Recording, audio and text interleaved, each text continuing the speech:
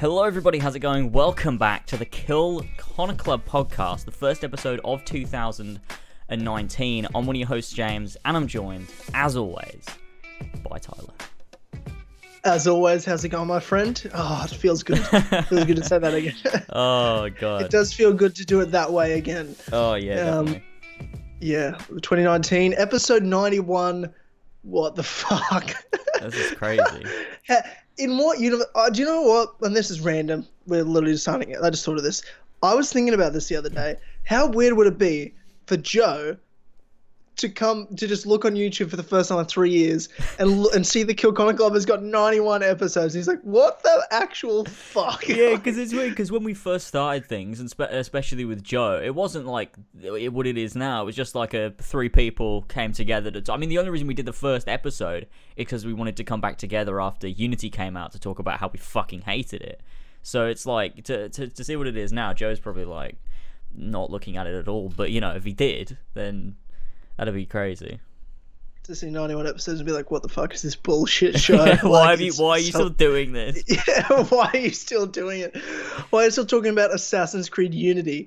Oh, God. That's great. That's so good. I'll tell you what, I didn't notice it as much until I've seen it like now in the wallpaper, like against the YouTube screen. Mm-hmm. But I love the spruced up logo of Kill Connor Club. It's just the brighter red. I just like it. It just feels like refreshed. I like it too. And less dead. It looks deader last year. Like I was looking back, I'm like, it kind of looks dead compared to this new stuff. I like it. I like the color.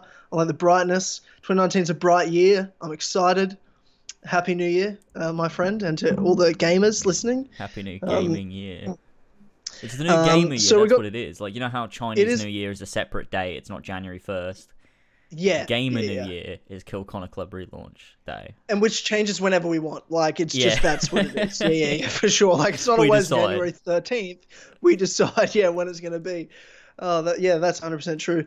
And there's some things that will be new in 2019 for this show and for As Always, but some things stay the same, as always. We have this podcast powered by the great people over at patreon.com/as always. First of all, I'd like to thank our producers from Patreon. That's King Richard III and Josh Devillier. They're the super gamers, so we appreciate them. But we also like to thank some more of the sweet vintage lads that are helping power this podcast, including King Richard III and Josh Devillier. We also have Ballsack47, Damian, Billy the Team Tynamite Captain Robertson, Tman or Travis, Casey Wood, Tony the Arbiter's Tasty Penis, Adam Sundling, Alfie Rowsell, Lumistrad, Mario 5380, Viridian, ArunWyn.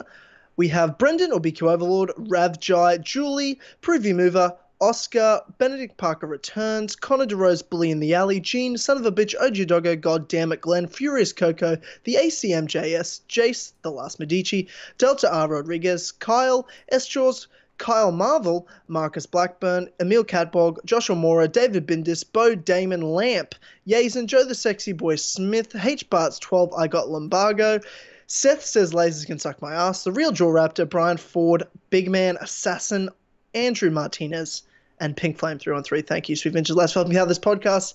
And ladies and gentlemen, you might have noticed the list order's bizarre, change, weird. I get that. But we're making things professional this year, and that's of people that get Patreon awards.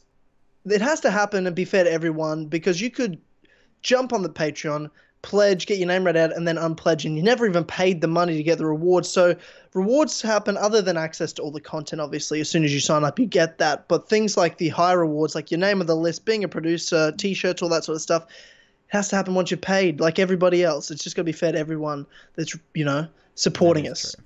Yep. So the list, when we go through it that way, the list order changes. So the list stays the same every month until the next month after payments. Yada, yada, yada. Boring shit. Anyway, James, we also have a lot of changes this year as well. Well, a lot in the sense of Kill Connor Club staying exactly the same, ladies and gentlemen, this year.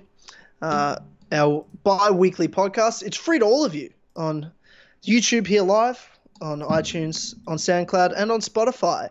We have the Kill Connor Clubhouse podcast that is available via patreon.com/as always. That's the exclusive podcast that is out every week. The Kill Connor Club podcast isn't out. where James and I deep dive into giving the beautiful Sweet Vintage lads over at Patreon life advice and talk random stupid shit. But we have a third podcast launching this year. In fact, it launches in just 3 hours time over on patreon.com/as always. A podcast that is a week early access on Patreon. It's called The Cinema Room. It is a spoilercast podcast where we do deep dives into specific movies, TV shows, video games. That episode is specifically. On the first episode, we're talking about the first MCU film, Iron Man. It's a great episode. We recorded it last night. It was a good time. Had a great time. And I'm excited to develop that show further with you, James. So it's going to be a great year. I'm very excited. And it'll be out next week, this time next week, for everybody on YouTube, iTunes, SoundCloud, Spotify. And we will send you links and update you via Twitter, YouTube community tab, all that sort of nice stuff that time next week. So if you don't want to pay, that's fine. You'll get it next week. But in 3 hours' time after this podcast wraps up on patreon.com/as always for just $1 a month, you get to listen to it. All right. That's whew. Jesus Christ. That's it. And we've done the new kind of artwork and stuff. I love the new setup where we've made, as always, Kill Connor Clubhouse, Cinema Room, all kind of look like the style of Kill Connor Club. It's the first year we haven't really changed the style. We've got our new avatars. You've done a bit of a touch-up, but it's the same logo and everything's kind of fitting into it. I'm happy now. Yeah, I'm really happy. We've just kind of taken it and put it across the board so that Clubhouse and now Cinema Room, and as always, it's all nice and the same thing, and I like that. Makes me happy. So, it's good. Yeah, and I love the animation you've got up there. It's just absolutely, it's beautiful. We're professionals now. Yeah, we are. It's taken 5 years, but we're professionals now. So see, this is where normally, another podcast would have a producer or someone sitting in the wings doing this all for me. But unfortunately, I've got to do all the animations whilst I'm paying attention to what's happening on the podcast. So yeah, that's true. But we'll get there one day when we're not on the other side of the world from each other when we're doing these, which I believe one day will be the case. Hopefully permanently. Wouldn't that be nice? One day, as always, was just our business. That'd be super helpful, I think, to be honest. Yeah, it would be so much better. And we don't. And all we get to do is do the shows. We pay people to do the transitions. We pay people to upload and edit and shit. We're like, you and I can just fucking, do whatever we want. Yeah. And just literally tell jokes and talk about epic games and nothing else. We literally just sit in a mic and then leave, and that's our job. Yeah, someone else deals with it afterwards. Everyone else deals with something else. Okay, and we've got Carlton1818 who just put in a super chat. Yep, I just heard Bully in the Alley's playing. Fuck. Everything was going so well. I don't know how to fix that. Carlton says, I just got the producer tier this morning. Really excited for the future of KCC and both of your channels. Thank you, Carlton. As of next month, you'll officially be on all of the producer credits on our videos, podcasts, etc. So welcome. We love you. Thank you for the support from as always. James, what the fuck's going on? How's your Christmas? How's your New Year's? We haven't really caught up in a while. It's been a hot minute. We've just been working hard. That is true. We've been dealing with all the bloody, getting ready. We've done so much pre-work for this relaunch. We have. But we haven't really actually talked about anything real or normal about life. We talked about Iron Man for an hour and a half yesterday, but that's about it. We had to save everything for this podcast. Yeah, we have to just ignore each other and pretend like we're not friends and want to catch up with each other. I know we haven't talked in ages, but Iron Man's pretty good movie. An 11-year-old movie. I never thought about it until just now. It's so fucking weird. Yeah, I was thinking about it the entire time, and I was like, let's not address it. Let's just not address it. Okay. Yeah, Christmas was good. I liked having a break. It was a good time. I got to sit. Actually, I mean, to be fair, because most of the time, normally, the break starts from when Kill Connor Club ends, and I just sort of relax for ages. But I didn't this time because I had to work on that Fable video, which was a good time, and I got that out. But once that was out, I could really sort of just be like, oh, thank fuck, I can take a fucking break. It was good because I think it got me back in the mindset of wanting to, do podcasts and make videos and stuff. So that's good. That break's always good. And then Christmas was a good time. Just with family and stuff. Luke came over on New Year's Day as well, so I got to see him and haven't seen him for ages because he's in Wales now. So that was a good time. But yeah, it was good. The break was good. Spent a lot of time relaxing. It was good. It was fun. That's awesome, man. That's awesome. Especially with Luke, because he's disappeared off the face of the earth. No more parodies, no more songs. It's Yeah, that's true. And what was your Christmas like? Obviously, Elva was around. Yeah, it was fine. It was alright. It's just sort of Christmas, having a good time. Now, I'm not sure if this is what you're talking about this, but so Elva's moving to the UK. Is that like a thing that's happening? Is that? Yeah, we're sort of working on it. It'll happen relatively soon. I mean, we've been sort of talking about it for a while, but now it's like 2019. I sort of, we need to figure this out, and I also need to move out regardless anyway. So, we're figuring that out. But there's not too much to say at this point. But I'll keep everyone updated, probably on the podcast as we sort things out. That's awesome. I'm excited to hear more about it this year. My Christmas was same old shit as well, like just family. I worked the entire time. Speaking of the break, it was a nice break from YouTube and whatnot, but it was the busiest time for work. Christmas was in a 2 week span, like 14 days, I worked 13 of them. My only day off was Christmas Day, which wasn't relaxing. I loved it. It was a great time, but it's such a busy day. Yeah. There's so much goes on, and then you're exhausted. And then I did 7 days in a row of work, and I was absolutely fucked. And I'm like, oh god, there's no break at all. And I wanted to play Kingdom Hearts, but I'm so behind. There's no way I'm going to finish the whole series by the time the Kingdom Hearts 3 comes out. I've had no time. Kingdom Hearts 2. Oh no, you're never going to do it. Yeah, it's not going to happen. That's a really long. Yeah, it's a really long game, and I am at the start. Like I haven't when I say on Kingdom Hearts 2, I'm just left Yen Sid's place as Sora, for the first time. I reckon what you need is you probably need an extra 5 to 7 days, probably. For sure. If you're at the end of Kingdom Hearts 2, you'd probably make it, but at the start, you've got no hope. Yeah, no, I know. I kind of have realized that, and have even more now just been like, yeah, okay, it's not gonna happen. I'm sad. Yeah, stop. Look, I don't. Yeah, well, what can you do? What can you do? Don't know. You've just got. I'm just gonna keep going as long as I can. There's nothing else I can do. It's not like I don't know what happens. I know, but you could try and skip some stuff. You could finish Kingdom Hearts 2, then you could I'm not going to skip Birth by Sleep. You know what I mean? You could watch the cutscenes though, and then just play 0.2. Yeah, but I love Birth by Sleep. I want to play Birth by Sleep. It's so fun. Yeah, true. It's Birth by Sleep is honestly what I've been most excited to play, because it's the only one I've only played once of the main games. I played Dream Drop Distance multiple times. Kingdom Hearts 1 and 2 I played a million times. Shut the fuck. Dream Drop Distance is fucking good, and I stand by that. Yeah, it's not better than Birth by Sleep, but it's it's number 4.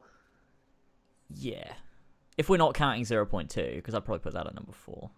Yeah, I guess, but it's 4 hours. I mean, I guess you would count that. I might put that as number 4, but it's 4 hours. What are we doing? I mean, Dream Drop Distance is up there. I think it improves on some things gameplay wise from Birth by Sleep, but the story in Dream Drop Distance is probably where it shines, because it's great. Yeah. Are you being sarcastic? No, I'm actually being serious. Yeah. I think over time reflecting on it, I like Dream Drop Distance a lot more than I used to.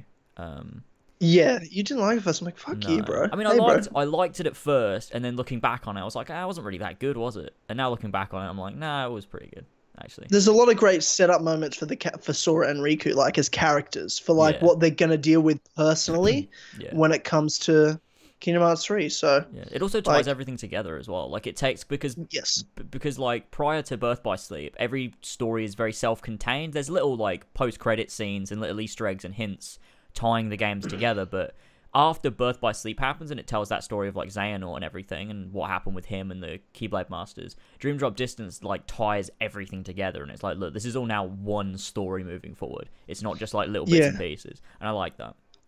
Yeah, I mean, you're almost convincing me to skip Birth by Sleep, in the sense of I'll watch the cutscenes because I feel like if I have to play something before 3 comes out, I need to play the whole 2.8 collection. That's what I need to be playing. Yeah, you know what I mean? I play Kingdom Hearts 2 a million times. I know what happens. Whereas 2.8, it's not I played Dream Distance 2-3 times. 0.2 I played maybe twice, and I've watched Keyback Cover maybe twice. But it's been a while. It's been a year since I've done all that, year and a half. It was when 1.5 plus 2.5 came out. It's the last time I played all of them. Yeah. But this was the first time. I'll say this is the first time I played Chain of Memories. Played you love it? Yeah, of course you do. Like, it was fine. Like, you know what I mean? Like, it's simply... What was that, fun? Yeah, that is what you meant, I think. Yeah. Well, like, it was a fine game to be playing while I listen to podcasts in the sense of when you're doing, like, the worlds themselves. Because this is my thing about Chain of Memories. Mm-hmm. It's not that the story isn't good. It's that you can watch the cutscenes and you have seen everything important because all the gameplay doesn't matter at all. No, the worlds literally are just doesn't matter at all. The worlds are literally filler until the next cutscene. So if you know how that works and you get that it's one thing to the next, that's why I played all of Sora and then I didn't play Riku's because I'm like, I'm running out of time. I need to get to Kingdom Hearts 2. But now I'm so far behind. I've barely played Kingdom Hearts 2 since the start of that I'm like, yeah, well, it's too late anyway. But that's why I skip Riku's. And I'm like, I just watch his cutscenes because what happens in the middle? He goes to a world, goes into rooms, and then he gets to the next cutscene. Like, you know what happens. You know what happens. You don't miss anything like in Kingdom Hearts Worlds when you're playing in the worlds, mostly like in Kingdom Hearts 1, 2, or whatever. Like, there's story to the worlds. Whereas there's no story to the worlds. It's just, you play Kingdom Hearts 1, you know what happens. There's a boss battle, you're doing the same boss battle again, except you've got a deck of cards. I think the only thing you gain from playing Chain of Memories is probably like the boss battles in Castle Oblivion itself, like when you fight Axel or when you fight like Vexen or Larxene or Marluxia or whatever. I think you gain stuff from those, but it's maybe not worth playing the whole thing, especially if you're stuck for time as well. Because I only watch the cutscenes for Chain of Memories. I wouldn't mind going back and playing Riku's bit like down the road. But just so I can say I did it. But like I didn't have time. I was just like, had to keep fucking moving on. But I tell you what, it's been so awesome playing them again. Like replaying Kingdom Hearts has been so much fun because I haven't, I just finished off all the games from last year and did my top 5 games of the year and look back on what was an awesome year. The game's one of the best years ever with my 2 favorite games of all time in God of War and Red Dead Redemption 2 and Spider-Man PS4 was great, Detroit Become Human was great. There's just so many great games out there like Celeste or Kingdom Come Deliverance. Like there's so many games out there. But to kind of put that down, I'm like, okay, I don't have to catch up on any more games. It's just about Kingdom Hearts until Kingdom Hearts 3. That's all I've got now. So I'm just kind of enjoying the process because I'm so excited for Kingdom Hearts 3, but I also don't care. Like I've waited 13 years. Like I'm not like sitting here like I need it right now. I can wait. Like if it wants to wait 2 more weeks so I can catch up and play all the games, I'm totally fine with it. I don't give a fuck. Whatever. Doesn't matter. Yeah. Like I've waited this long. I'm not like I don't need it. But I'm enjoying it. I really just want to enjoy this. Whereas like other games like Red Dead Redemption 2, I just couldn't fucking wait. I was like, hurry the fuck up, get out. Hurry up so I can play you. Kingdom Hearts 3, I'm just going to enjoy that it is coming out and it's about to come out and everyone's talking about it and it's a thing. Like I'm just enjoying that. Yeah. No rush for me. Yeah, I'm enjoying playing all the games. I'm having a really good time. Like playing Birth by Sleep. I've had such a good time playing Birth by Sleep. It's such a fucking good game. Like, I think that there's maybe some things it doesn't do as good as some of the others. Like, some of the combat's a little bit weird, and the game control's a bit weird. I think that probably comes from it being on a PSP And also, originally. every world has 0 NPCs in it. The worlds are all empty and stuff, but I love the story. I think the story's so fucking good. I finished Terra's story last night, and it's so fucking good, especially in hindsight when you know everything that happens, like Xehanort's plan, and when you listen to like actually the conversation that happens between Terra and Xehanort at the end of Terra's story without spoiling anything for anyone. It's so fucking good. I love it. It was so great to watch. I'm having such a good time with it. I wish I had more time. Like I just wish I'd had more time to play it, but so much has been going on. Like I just really haven't. I probably played twice a week the last 3 weeks. Kingdom Hearts 1 I finished in a week, and probably less than. Like I had a lot of time when I played Kingdom Hearts 1, but since then I really haven't had time to sit and play. Is the only thing. So I started really early, but to be honest, like beginning of December. You did, and I thought you started too early, but I think I was probably right. Even if I probably should have started earlier than you. You know what I mean? Like just so I had enough time to play, but. It's just been good getting my mind back into the world. Like, of course, like you remember everything, and I'd play Kingdom Hearts 3 and think everything would come back to you. But it's good to be like, no, my mind is ready with all my information on Kingdom Hearts is like ready to go. for 3 to come out. So even if I don't catch up on playing all of them, like, I'm in the mindset.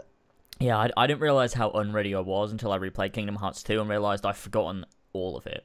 Every time there was a cutscene, I was like, oh shit, like I felt like I was reacting to it for the first time. Yeah. I was putting all the pieces together and I was like, oh shit, this is awesome. Because I've forgotten all of it. It was great, though. I feel like that about the end of Kingdom Hearts 2. Like the whole World That Never Was section, I literally forget it every single time. Kingdom Hearts 2 jumps around a lot in cutscenes. It'll all of a sudden do a flashback without telling you it's doing a flashback, and you have to put it together yourself. You're like, oh, that was 20 years ago. Well, I could have known that 6 hours ago. That would have been useful. Yeah. Like, it'll show you, like, when Xehanort first showed up in Radiant Garden, and it's like, is that now? Or when the fuck was that? Was that before Birth by Sleep or after Birth by Sleep? I know now, but at first you're like, I don't know what's going on here. Like, why is this surely happening? You know when you look at it, you're like, oh, that's Terranort. That's Xehanort, obviously. Like, does it look? I don't think it looks like him though. I don't think it looks do Terranort. Do they kind of change it with Birth by Sleep? I think so. I think they changed him slightly because Xehanort looks really odd in Kingdom Hearts 2's flashbacks when he's like Ansem the Wise's apprentice. He looks, He looks really strange. He kind of looks a bit more like Xemnas, doesn't he? Yeah, he does a little bit. Because he appeared in Radiant Garden, and then he became Ansem the Wise's apprentice because he had, like, amnesia. And then at some point, he split his heart so he could create a Heartless and a Nobody. And that's what made Ansem Seeker of Darkness and Xemnas. But you don't know when he did that. That timeline is still a bit confusing to me. Yeah. I feel like everything's a bit confusing to me still, even, 17 years after playing the first game. Yeah, just a little bit. Yeah, look, but I'll tell you what, playing Kingdom Hearts 1 is so fun every single time. Yeah, like, I've never finished it quicker, though, than I did this time. I did it in, like, I think 13 hours I finished the whole game. Mm-hmm. I just smashed through it. And everything was... Like, all the things that are hard about that game were still hard, but also I didn't die, but, like, I almost die every time. You know what I mean? Like, you're like, oh, fucking, this is so hard, about to die, but then you just don't. You're like, oh, fuck yeah. Like, Riku Dark Keyblade, the Chernobog battle before Ansem, where you've got to... Chernobog. Yeah, Chernobog. Really? Yeah, Chernobog. Before Ansem... Not the Chernobog battle. You beat Chernobog, and then you have to do those waves of fucking Heartless at the door. Oh, yeah. That is, by far, not even close, the hardest part of any Kingdom Hearts game, in my opinion. The hardest part of any Kingdom Hearts game to me is the wave of Heartless you got to deal with before you fight Ansem in that doorway. Yeah, that bit is fucking mental. That's a fucking nightmare. And after you beat Chernobog, there's no save point between that and Ansem's door. Like, you have to beat Chernobog and beat all those waves of Heartless, and then you get to save. I never noticed that. Yeah. It's a fucking nightmare. Yeah. It is a fucking nightmare. Yeah, it is. Oh, there's a bit of a connection issue. I didn't say anything because I thought it would fix, but it didn't. I can hear you, but like it's. Is there? It's a bit. Oh, that might be better now. Is that alright? Oh yeah, it might be actually. I think it fixed. Is my mic sound alright? Like.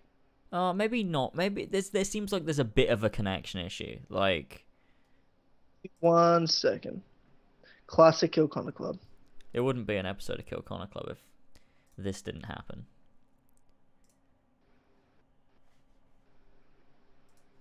Let's hope this fixes it. Okay. Are we alright? Yeah, that sounds fine to me.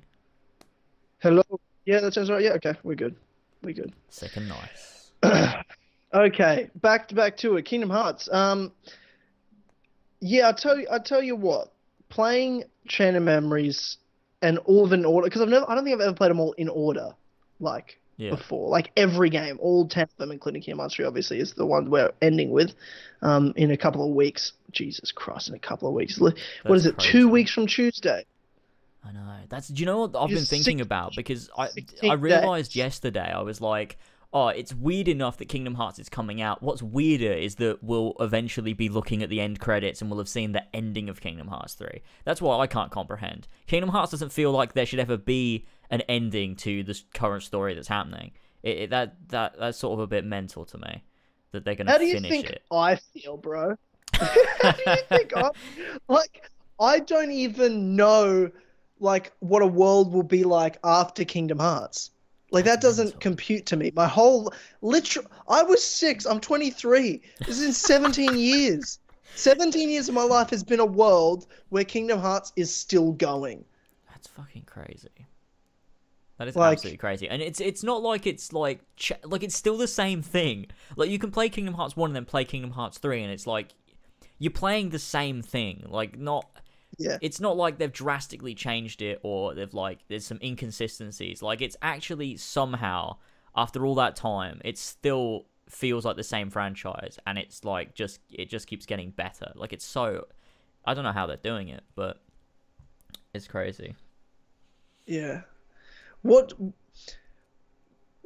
been your favorite moment? I guess replaying it, has Birth by Sleep been your favorite moment? Because on Twitter yesterday, Elva tweeted something like Birth by Sleep is the hardest Kingdom Hearts game. And I'm like, okay, first of all, probably the easiest. Just saying, it's probably the easiest game. Definitely. And I wanted to respond, but I was like, I'm not even going to do it. I'm not even going to have this. The issue was of how wrong you are. She was doing the final battle on Ven's story, which is against Vanitas when you fight him in the Keyblade graveyard and then you do like the little dive to the heart thing. And she was just super underleveled. That was the issue. And I was like, you need to level up. And she was like, no, I don't want to. Ventus. Okay, I guess. If it was Aqua, I'd understand. Because Aqua's the hardest one to level. Oh, Aqua starts off so fucking underleveled. It's so odd. Like I was playing, I started because I finished Terra's story last night and then started Aqua and did Castle of Dreams. It literally takes 2 hours to do Terra. Yeah, he's so short. But like, Aqua, she does no damage. It's so fucking weird. Like it was such a strange thing. I was just like, no, I need to just level up because I can't deal with this. It takes me about a year to kill one Heartless. I'm fucking unversed. I couldn't do it. Which was really strange. But yeah, Elva was doing the final battle of Ven's story, which I mean, I played it underleveled as well. I was level 24. I mean, it took me a couple of tries, but I did it. Elva was level 26. She still couldn't fucking do it. Although I feel like you should be like level 30 for the final bosses in Birth by Sleep. What was your fucking question? You asked me something. What have you enjoyed the most? Like, what's been your moment that you've kind of like enjoyed the most about Kingdom Hearts? God, I don't fucking know. I love it all. It's difficult. I mean, Birth by Sleep has been really fun. I loved revisiting Kingdom Hearts 2 because Kingdom Hearts 2 is just fantastic, and I love the final cutscene of that game. It's brilliant. But maybe like properly paying attention to Xehanort's story in Birth by Sleep, I think, because I think it's such a big part of the entire Kingdom Hearts plot that it's really interesting because I don't think I've ever properly, I don't know, maybe I've forgotten it, but just listening to like what Xehanort says to Ven and what Xehanort says to Terra and like the conversations they have and like the stuff with Braig and stuff, it's just really cool. And it's really interesting to see all that stuff. But maybe I'll change my mind when I've finished more of the games. Maybe I'll be like, oh, you know what, 0.2. Probably not, but I don't know. Yeah, probably not. Look, I'm going to ask you another question here. Okay. And you can take a guess here. There's still a moment I hate about Kingdom Hearts 2. It's not a moment. There's a part of Kingdom Hearts, the franchise. Okay. That I hate. I hate it. I still fucking hate it. And I hated it again replaying it. Am I going to be angry for this? Take a guess of which part of this franchise that I still just fucking hate. And it pisses me off every time I have to play it. I have no idea. Really? You don't have any idea? Maybe I'll know when you say it. I don't fucking How know. about having to play as fucking Roxas for simply too long at the start of Kingdom Hearts 2? It is so inconsequential. I fucking hate it. Your mic's I get it. I've seen the story of it. Oh my god. It's because I'm getting mad. That's why. It's because I'm angry. Your internet knows it's like our time to make Tyler break up. Oh god. Oh, there you go. It's god. I just fucking hate it, dude. I skipped every cutscene. I'm like, well, I get the story's important the first time. The first time, sure. But every time after that, I'm just like, let me play a Sora and go to Worlds. Fuck. Okay, let me sort this fucking shit out. Just that fucking noise. Oh, Jesus Christ. Classic Kill Connor Club. Welcome to 2019, everyone.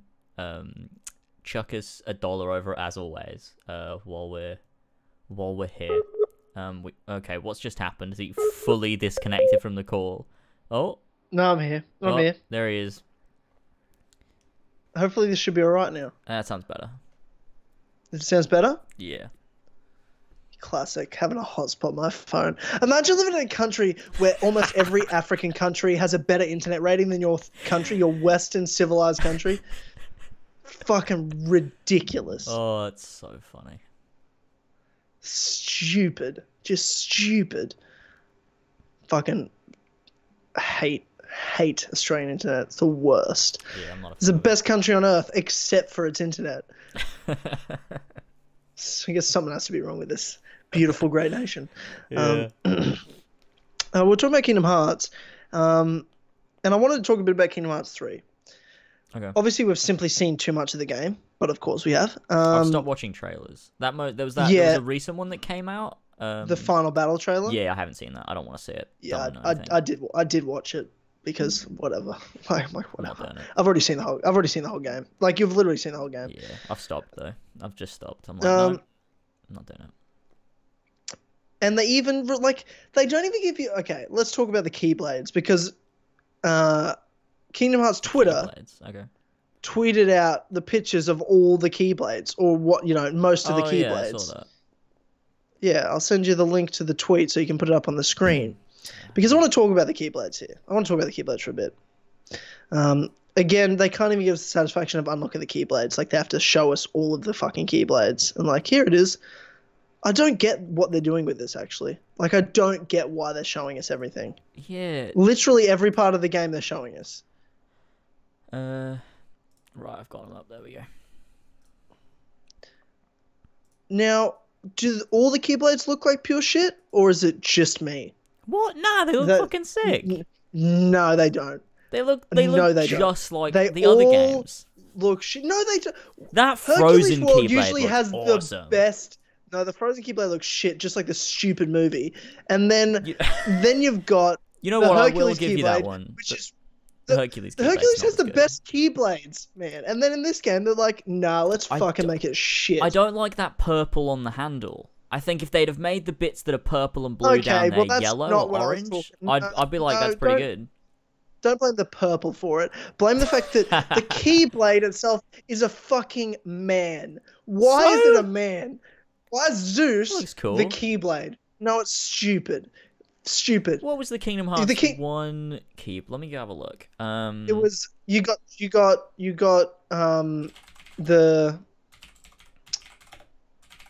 the Olympus, like the cloud one. I'm having a look. We've got it's just great Keyblade, and then you get Chocobo, whatever the fuck it's called, that metal one. That's a really great Keyblade. Yeah, I like this one too. This one with the star at the end. It's got like the temple at the top. Is that Kingdom Hearts 2? Yeah, that's Kingdom Hearts 2. Hero's Crest. Yeah. The one from Birth by Sleep is like this one that has like the little. It's like a cup on top of it, like a chalice or something. Yeah. Hang on, I'm just kind of watching you catch up with everything. Yeah. I like those. You know what? Those yeah, it doesn't quite look as good as the other ones, does it? I mean, look, that's shit from Kingdom Hearts 2. All these Keyblades look over the top in 3. Like they look a bit like they're trying too hard. Like just make it look like a Keyblade. But with a theme on it. I like the Monsters Inc. one. I think that looks nice. Hang on, let me have a look. So you got the Kingdom Key, which like the is Pirates of course one. it's the best Keyblade anyway. You like that Monsters Inc. one? Yeah. Do you really like that Monsters Inc. one? It's got the fucking nice. The Monsters Inc. one, next. Pirates of the Caribbean one, I guess if I wanted my key to be a fucking wheel. I don't mind the rest of the Keyblade of Pirates. I just don't like the wheel being the actual key part. I'm not a huge fan of Toy Story. You like the Tangled one? The Tangled one makes sense, but it's like too on the nose, man. Like, it's too on the nose. It should fit the world, but it shouldn't be like, here's the fucking tower and a sun on it. Maybe, but like, I don't know. All of them are way too on the nose. The Toy Story one is, it's fine. I don't like that. Yeah, Toy Story one's a bit weird, but I mean, it's toys. It makes more sense than the others to me. You know what? Yeah, looking at these Keyblades, to be fair, maybe I have forgotten what the older games looked like. Because I'm looking at, like, you've got, like, Rumbling Rose from Kingdom Hearts 1. Like, that's from the Hollow Bastion. You get that from Belle. And that's like a Beauty and the Beast themed Keyblade. And that's not just like a fucking castle on a stick. Like, and they all look like Keyblades. Like, these don't even look like Keyblades, man. I like the Big Hero 6 one, actually. That's the only one I like that isn't the Kingdom Key on here. Yeah, you know what? I mean, Birth by Sleep has a lot of those types of Keyblades where they don't. It does, doesn't it? They're more just like big shapes. BBS Keyblades. Yeah, I mean, they still look like Keyblades though, because they've still got those 3 bits at the end that looks like it would be a key in Birth by Sleep. Some of them are a bit. I'm trying to remember what ones I liked. Yeah, some like the Neverland one's shit. The Snow White one, shit. Petal. Yeah. Yeah, I liked Stroke of Midnight. I like Treasure Trove. I mean, that's probably because it's the most powerful for the most of the game. Yeah, I like Stroke of Midnight as well. Mark of a Hero is Is worse Keyblades. But yeah, most of them are kind of shit in Birth by Sleep now that I remember it. Yeah, I like the ones you get towards the end of the game. Like with Terror, you get Ends of the Earth and Chaos Ripper.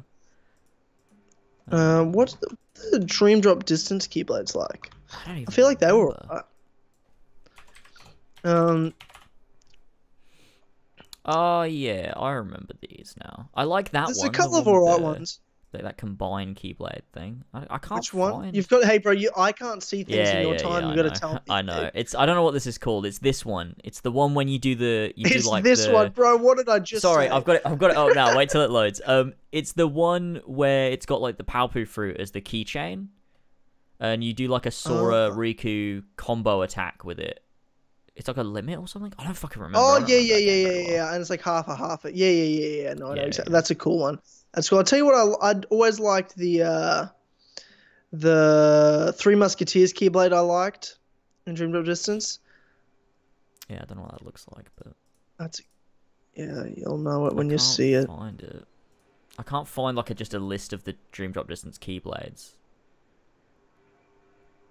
Yeah, you know what? Yeah, no, they can. So, you know what? I liked the Kingdom Hearts 3 ones. I still think they're pretty good. Most of them. There's maybe like 2 I don't like. I'm kind of with you on the Tangled one now. Maybe it shouldn't have just been like a massive tower with a sun, but like, I don't hate it. Yeah, I like the Big Hero 6 one. I'll say this: I do like the Big Hero 6 one. I like that's a cool key. I like the Frozen one because it reminds me of the what's it called, the Castle of Dreams one from Birth by Sleep. But I think it looks better if anything. Maybe it's just because I hate Frozen. I don't know why. Like I just think it's a shit movie. First of all, no, it's not a shit movie. Get the fuck. It is a shit movie. It's a great movie. The songs. There's one good song. All the other songs suck. If the songs suck, the musical's a failure. The characters are all great. It's a good time. It's a great time. They're all forgettable. Every character's forgettable. The movie is so overrated. Tangled is way better than Frozen. Hook still holds up, guys. Oh, I know movies. That's all. Is that all you've got for me? Hook. That's all I need. Really That's all you've got? I need. You said Hook was good, so nothing you say. Bro, you said the Assassin's Creed movie was good. You fucking idiot. No, I didn't. What do you want to fight me about this? Do you really want to have this conversation? Do you really want to have this conversation? Oh God. Look, Frozen's good. Great modern day, bro. You've done it again. You've been. Look, we don't need to bring Assassin's Creed into this. Oh, hey, bro, you fucking brought Hook into this. I will fight you about this. You really want to do this? You really want to have this conversation? Tell you what, I want a Hook world in Kingdom Hearts. With Robin Williams.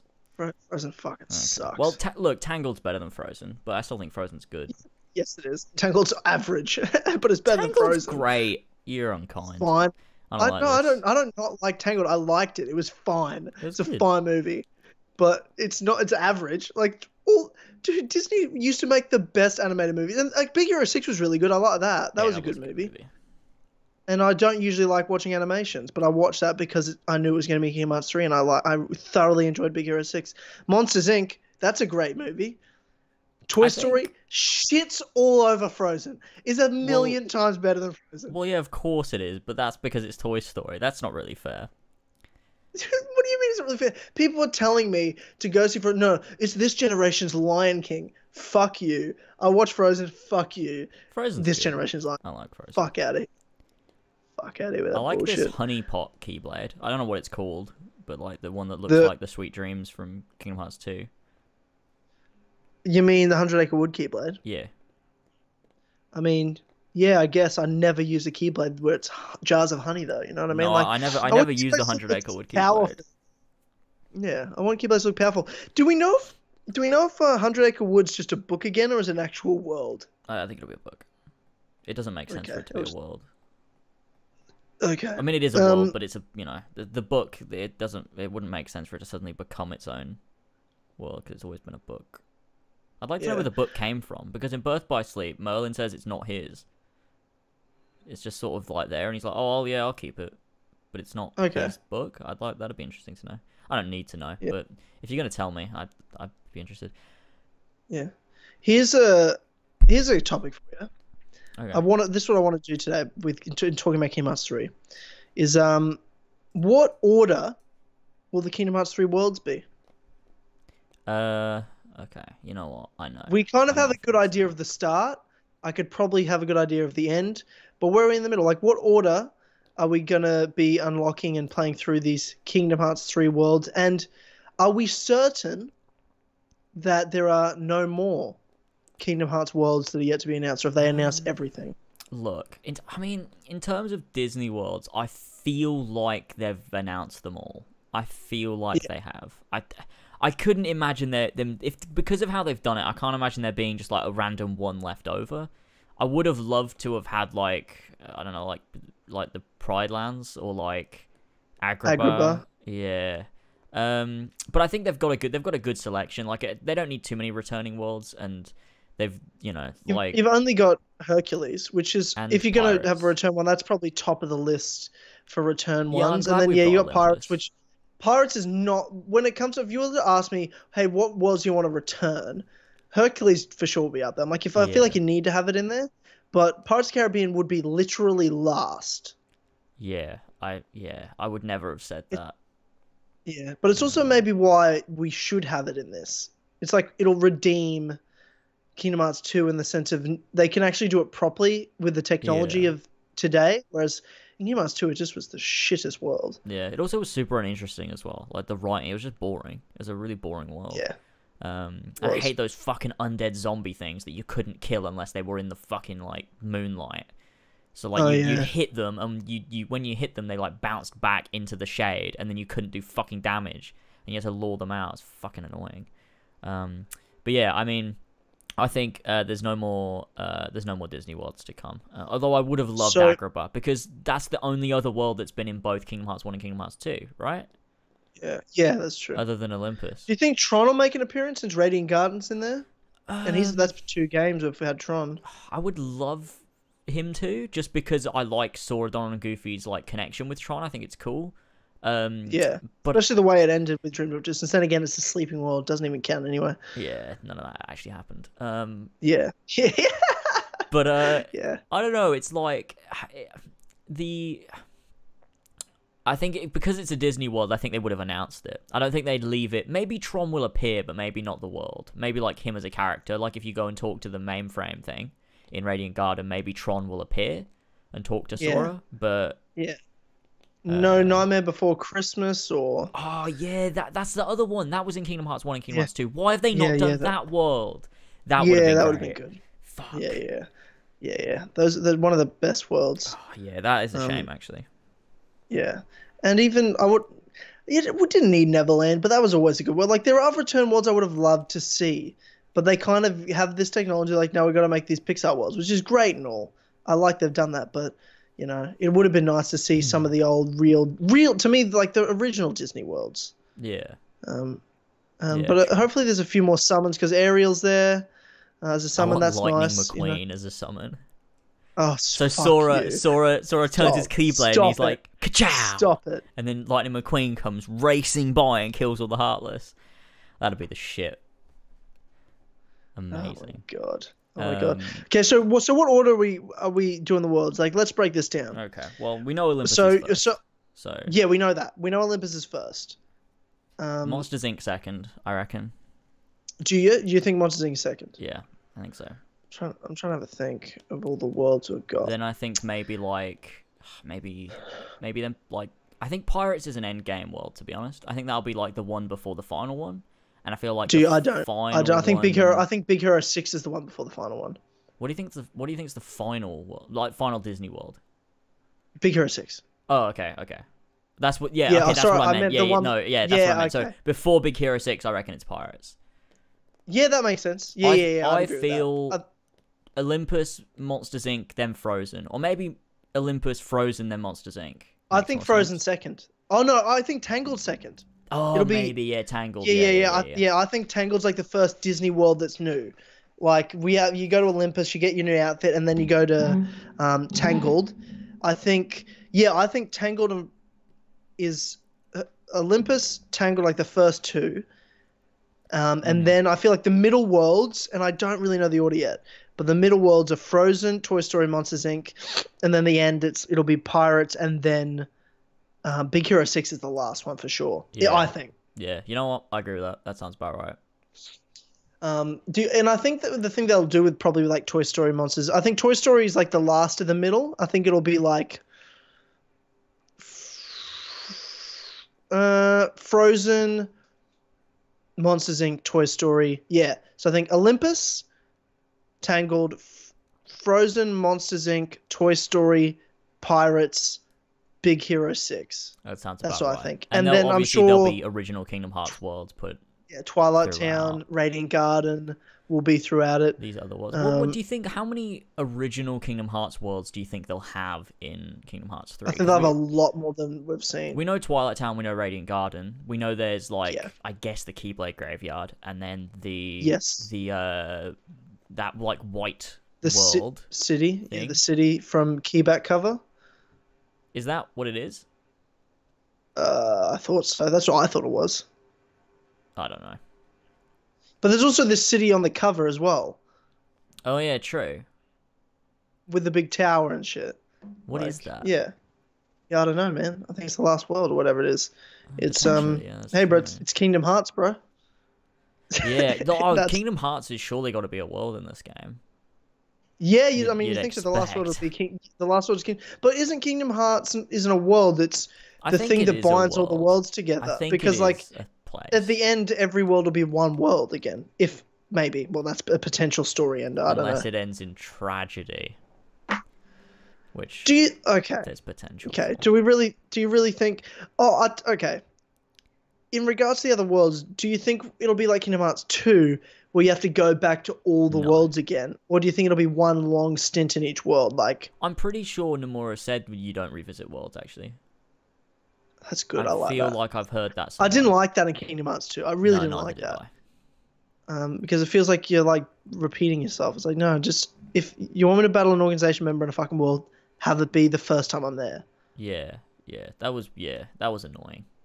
I feel like there's not many worlds, Disney-wise. It just feels like there's not that many compared to the other. Well, I don't even count 100 Acre Wood because it's not even a main world. It's like an optional world. You could play the game and not even go there. Is there not 8 without 100 Acre Wood? How many? Olympus. Yeah. Tangled, Monsters Inc., Frozen, Toy Story, Pirates, Big Hero 6 is 7. 7 Disney worlds. Yeah. That is a lot less than... That's how many Birth by Sleep have. Is it? Oh, Birth by Sleep have 6? Or 7? Oh, Radiant Garden's the 7th main world, so I think it's 6 Disney worlds. There's 7 Disney worlds, if you include Disney Town.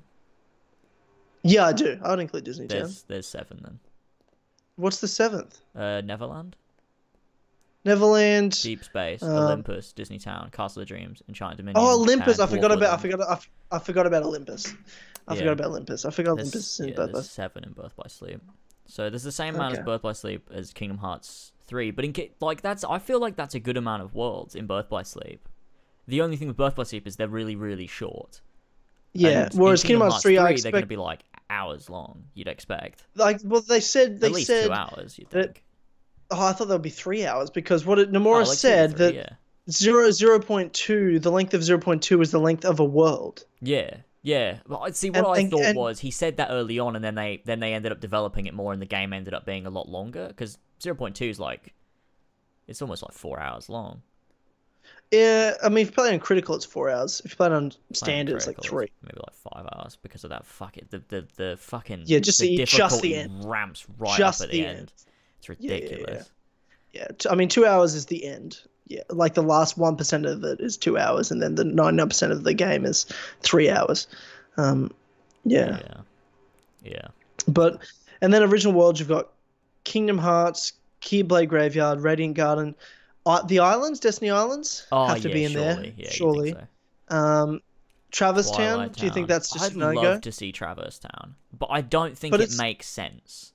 It doesn't make sense because that only exists. It only exists as a world that exists when other worlds are lost. It's like a place where people go when other worlds are lost. So. Yeah, so it would make no sense for Traverse Town to still be... I mean, maybe it does make sense. Maybe once it's created, it just exists. But everyone that was living there moved back into Radiant Garden once Sora locked the keyhole in Kingdom Hearts 1. So it doesn't really... Like, no one's going to be in Traverse Town. Maybe it would have been a really cool opportunity to have the guys from the world that not the world that never was. What's it called? The World Ends With You characters from Dream Drop Distance appear if they lived in the real Traverse Town after they left the sleeping world or whatever. That could have been interesting, but Nomura said they're not in the game, so I don't think Traverse Town will be. As much as I'd love to see it. Because, it's a classic just world. For the music, just for the theme. Yeah, just for the music, just wandering around. Imagine it looking like how Kingdom Hearts 3 does. Like, it looked gorgeous with the music. It'd be like, wow, this is fucking great. But I don't think they'll do it. Would be cool though. Twilight Town's good though. I'm happy to see Twilight Town. Yeah, so am I. Twilight Town's good. Radiant Garden's great. Destiny Island. Yeah. Disney Castle. Would that be a world that makes appearances or an appearance? Maybe I don't know. Potentially, you'd feel like all of these places they sort of have to go to.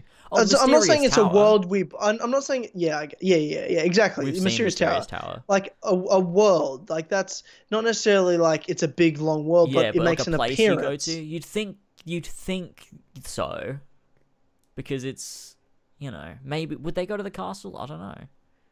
Yeah, well, I'm not saying it's a world. Like, it could just be, in a cutscene?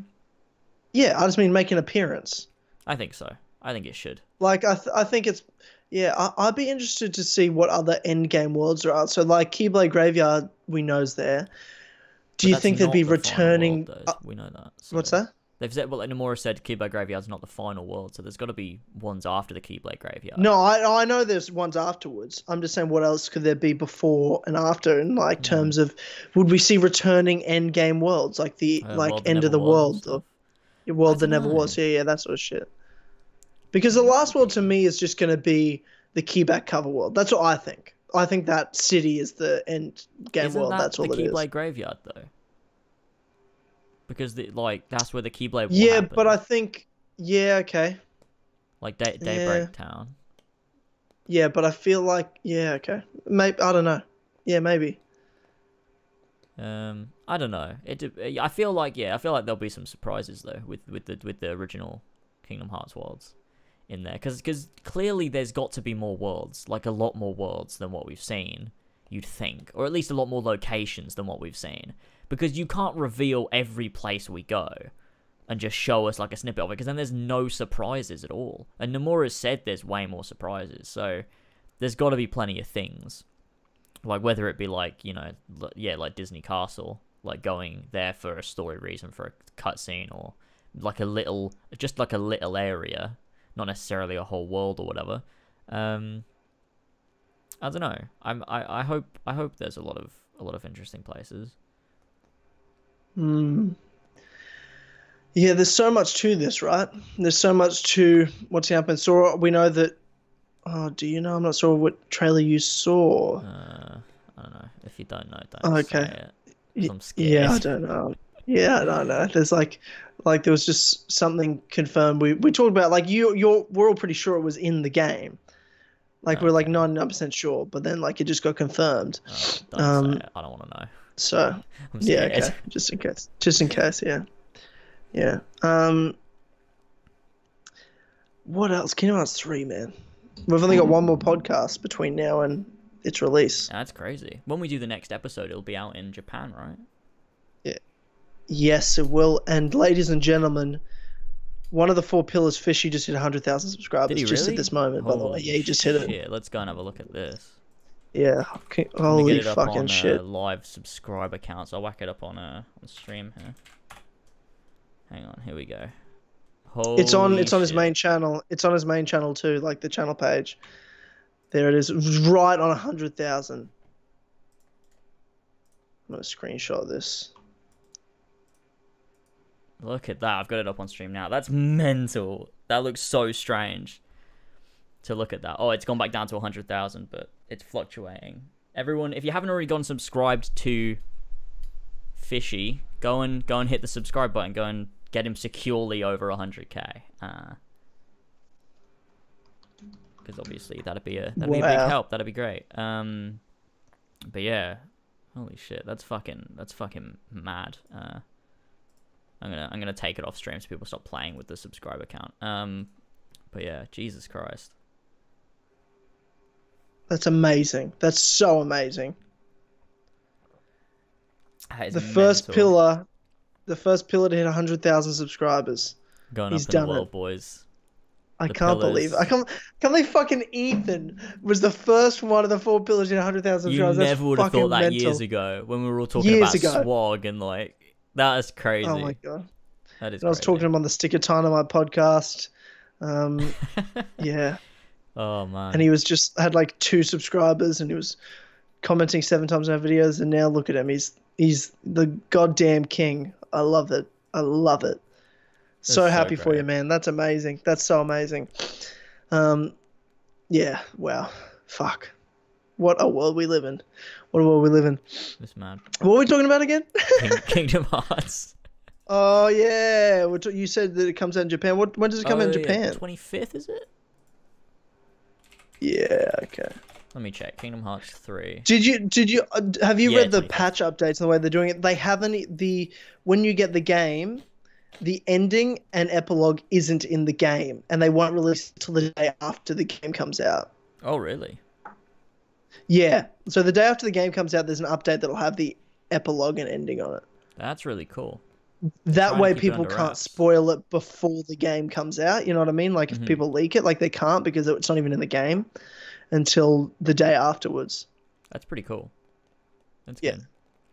Because really surely they know the game run time. Like there's no way someone's going to be able to speed run it in 24 hours. Yeah, yeah. Surely not, you know? Like maybe in the future after years of practice. Yeah, not on day one. Yeah, definitely not day one. Like with Kingdom Hearts 2, like I saw a stream where someone finishes Kingdom Hearts 2 in 5 hours. And it's the weirdest thing because they're not using glitches. They're just playing the game. And it's so strange because you'll click in and they'll be on Beast Castle. You click like an hour later and they're like right at the end of the game. And you're like, how is that? I don't understand how they got there. Like, how did this happen? Yeah. It's the strangest stream to watch. No, I didn't watch the whole thing because it's too long. I don't want to sit there for 5 hours. But I've clicked through it and it's just so weird looking at it because, like, you would expect there to not be such a big jump. What difficulty level? I don't know. I don't remember. Has to be easy, you'd think. It have to be easy. Maybe. I don't remember. It's that guy who's like really, really fucking good at Kingdom Hearts though. Like he's got that video where he does the Roxas battle in the Dive to the Heart from Kingdom Hearts 2 where he's playing level 1 with just the Kingdom Key and he does the whole thing without ever taking a single hit. It's mental. I don't know how he fucking does it. Like his timing's perfect. Wish I was that good. Fuck. You're just someone just knows every aspect of the game. Yeah, epic gamer. That's the thing you said before. Like you forget everything in Kingdom Hearts 2, and I forget shit from Kingdom Hearts 2 as well. Except for some reason the worst part of it, which is Roxas's bit. But Kingdom Hearts 1, I know everything back to front of that fucking game. I know every battle memorized. Yeah, I got to memorize. So fuck. Yeah. I knew you were gonna say it, so I said it first. That's the other reason I said it. I love Kingdom Hearts. But yeah, that's great. No, so do I. Fuck yeah, can't wait. can wait, but I also cannot wait. It's a beautiful world we live in right now. There's lots that's happened in the last couple of weeks, James. One of them being the the 2018 Community Awards. Oh, fucking Christ. I forgot that happened. Yeah. I didn't know it was a thing until I saw the tweets that were posted about it. And they had, like, for video of the year, they put, for some reason, like, one of the worst videos I'd done in the year was nominated. And they're like, it's your most viewed. I'm like, it's not even close to my most viewed. Why was that fucking picked? And what I realized was the Discord has it out for me. And there's a conspiracy against me, is what I figured out. Brett was watching it as well. And he DM'd me midway through. And he's like, mate, next year I think we should get involved with this. Because it was so fucking bad.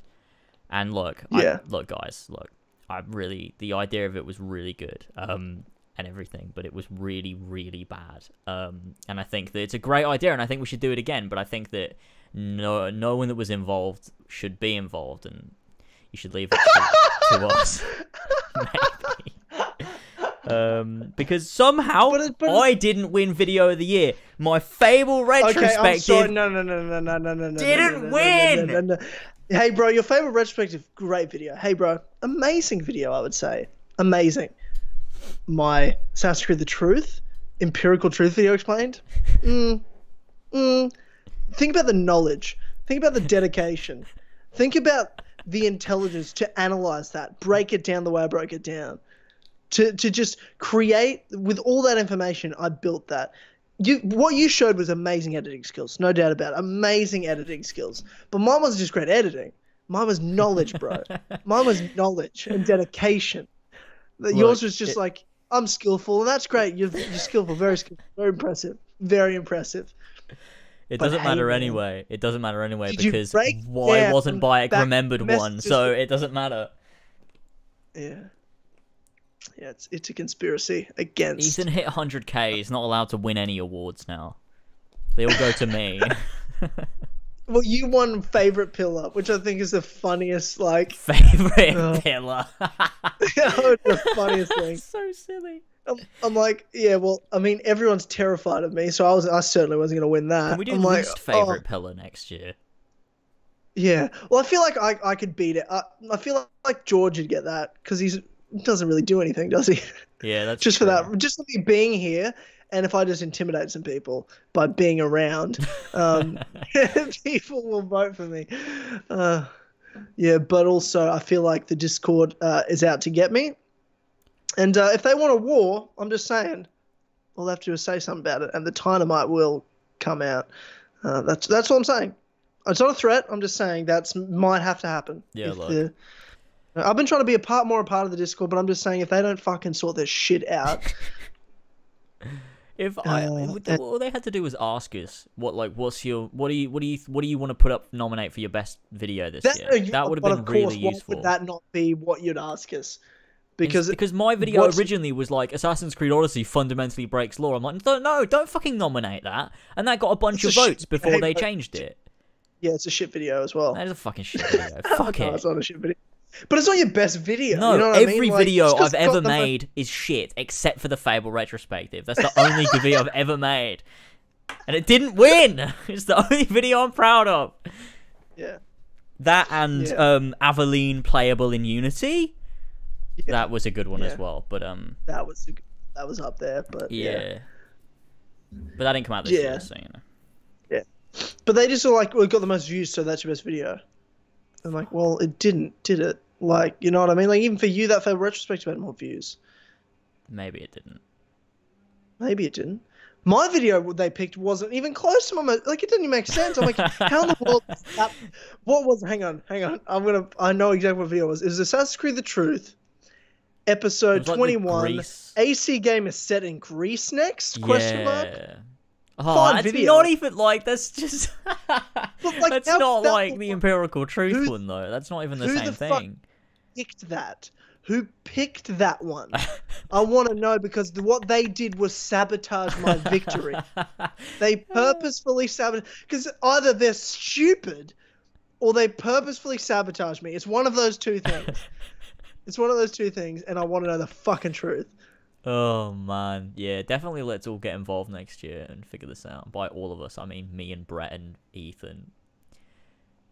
Because I can't imagine you and George will be around. But, like, you're gonna die. I'm not gonna die. I can't imagine you'll be around. That's not what I meant. What does that even mean? Oh. Well, I won't be around making YouTube videos. That's not what I meant. You'll be done with me. I meant, like, you won't be there. Like, if we're like, oh, let's sort out this at Community Awards, you just won't be there. But, like, where is that Tynamite guy? I simply have more important things to be doing. Well, that's why you're going to lose the I'm going to sabotage you this time, because I'll be in charge. Only I'm being nominated. Yeah, I know, but I own your channel, so it doesn't really matter to me that you did it. Like, it doesn't matter. Like, you know, I've humiliated you in public on the AC multiplayer battle, so, you know, it's a bit of a laugh. Yeah. You know? We're all the same team here. It's all banter. Team Tynamite. I'll always have that over you, that thing that totally matters so much about, you know, being a man, which is the 18 multiplayer victory. Yeah, it's true, it does. And being, you know, the best in the world at Assassin's Creed multiplayer, which, you know, the Tynamite is. And if the Discord doesn't fucking shut his fucking mouth, they'll be in for it too. You'll play Assassin's Creed. They can get it too. They can get it too. That's all I'm going to say. That's all I'm going to say. They can get it too, or they can get in line because Daddy's home. Daddy's home. That's all I'm saying. That's all I'm saying. Okay. Yeah, the Community Awards didn't happen. Yeah, that was hilarious. I did actually watch it, by the way. Oh, it was so funny. Because I watched it live. There's too many people. Why was there 17 people? Yeah, it was so weird. They were all talking over each other, and then some people that were like, some people that were just like, oh, I'm just there to have a laugh, and there were some people that were like, I kind of wanted to make this an actual thing that is good, and they were then arguing with each other, and there'd be like passive aggressive comments. It was so funny. And there were people, like, there was a couple of voices, like someone had a good mic, and I was like, well, I don't know who they were, to be honest. No, but I know who Ben is. Like, I can recognize Ben's voice, whereas like other people, I didn't know their voice, and I was like, well, they're speaking well. They are good. There was a good host other than Ben and amongst it, like Ben and whoever that one good host was. That should have been it. Two people. Could have been any of you. You know what I mean? Could have been fucking any. I don't fucking remember. Yeah. I feel like Jack did a good job. I think Zach did a good job as well. So did Ollie. Okay. Then there was just Jamie and Louis fighting with each other. Yeah, okay. Assassin just talking absolute nonsense. So, I mean... Yeah. I don't know who that is, so... No, of course you don't. You're not one with the community like I am. I am the best pillar. I won the award, and this is why. Yeah. Yeah, hey, bro, I don't give a fuck if I'm the best pillar. I'm going to put it in my bio. Yeah. Winner of Best Pillar 2018 for Pillar I won Best Meme. I won Best Meme, and isn't that really the main award? That wasn't even your meme. That was George. Yeah, but it's about me, and no one knew that George did it. Like, everyone's like, I didn't know that George came up with the meme, and I'm like, yeah, no one. Everyone thinks I, like, because you wouldn't, like, people like actually believe I said I like purple. Like, you know what I mean? Like, hey man, I've got big shoes like that. Why would you ever say that? Ever say that? Actually, why would anybody ever say that? There's only something George would come up with. That makes it's so stupid. Hey man, I got big shoes. He came up with it when he was in the park riding his EP. Oh god, what a meme! What a meme! And what a meme! Speaking of memes, there's just a fucking shit memes lately, dude, and I want to talk about that. I got a real issue. I got a real issue with this fucking. What is this Twitter meme that is like playing the game, skip the main story, doing side quests, LOL. You know what I mean? That like the little root thing. Yeah, I did one of those. The root meme. You did. Yeah, there's a ironically. Well, yeah, I mean, I wasn't being like, oh, this is a really funny meme. It was like, I mocked Ubisoft with it. It was like a dumb. Yeah. It was like mocking the meme, also mocking Ubisoft. By far the worst meme I've seen in the last 3 years. Well, January memes are always bad. Like, what did we have last year? We had eating Tide Pods, and do you know the way? Don't say that. Don't say it like that again. Quality meme. Wonderful memes. Ugandan fucking knuckles. Fantastic. 10 out of 10 meme that. I'm so happy that went on for as long as it did. What the fuck is up with memes at the beginning of the year? It's like everyone gets so burned out towards the end of the year, and then you end up with Big Chungus, and it's like, what? Who? Why is a fat Bugs Bunny a meme? I don't understand. I don't even know what Big Chungus is. I just heard about this when you tweeted the other day, and it was like fat Bugs Bunny. I'm like, what the fuck does that even mean? I'm gonna get up a picture of Big Chungus and just put him on stream, so that can forever be part of the Kill Connor Club podcast. Let me just make it really big and enlarged, so we can really get a good look at Big Chungus here. There it is. There it is. There he is.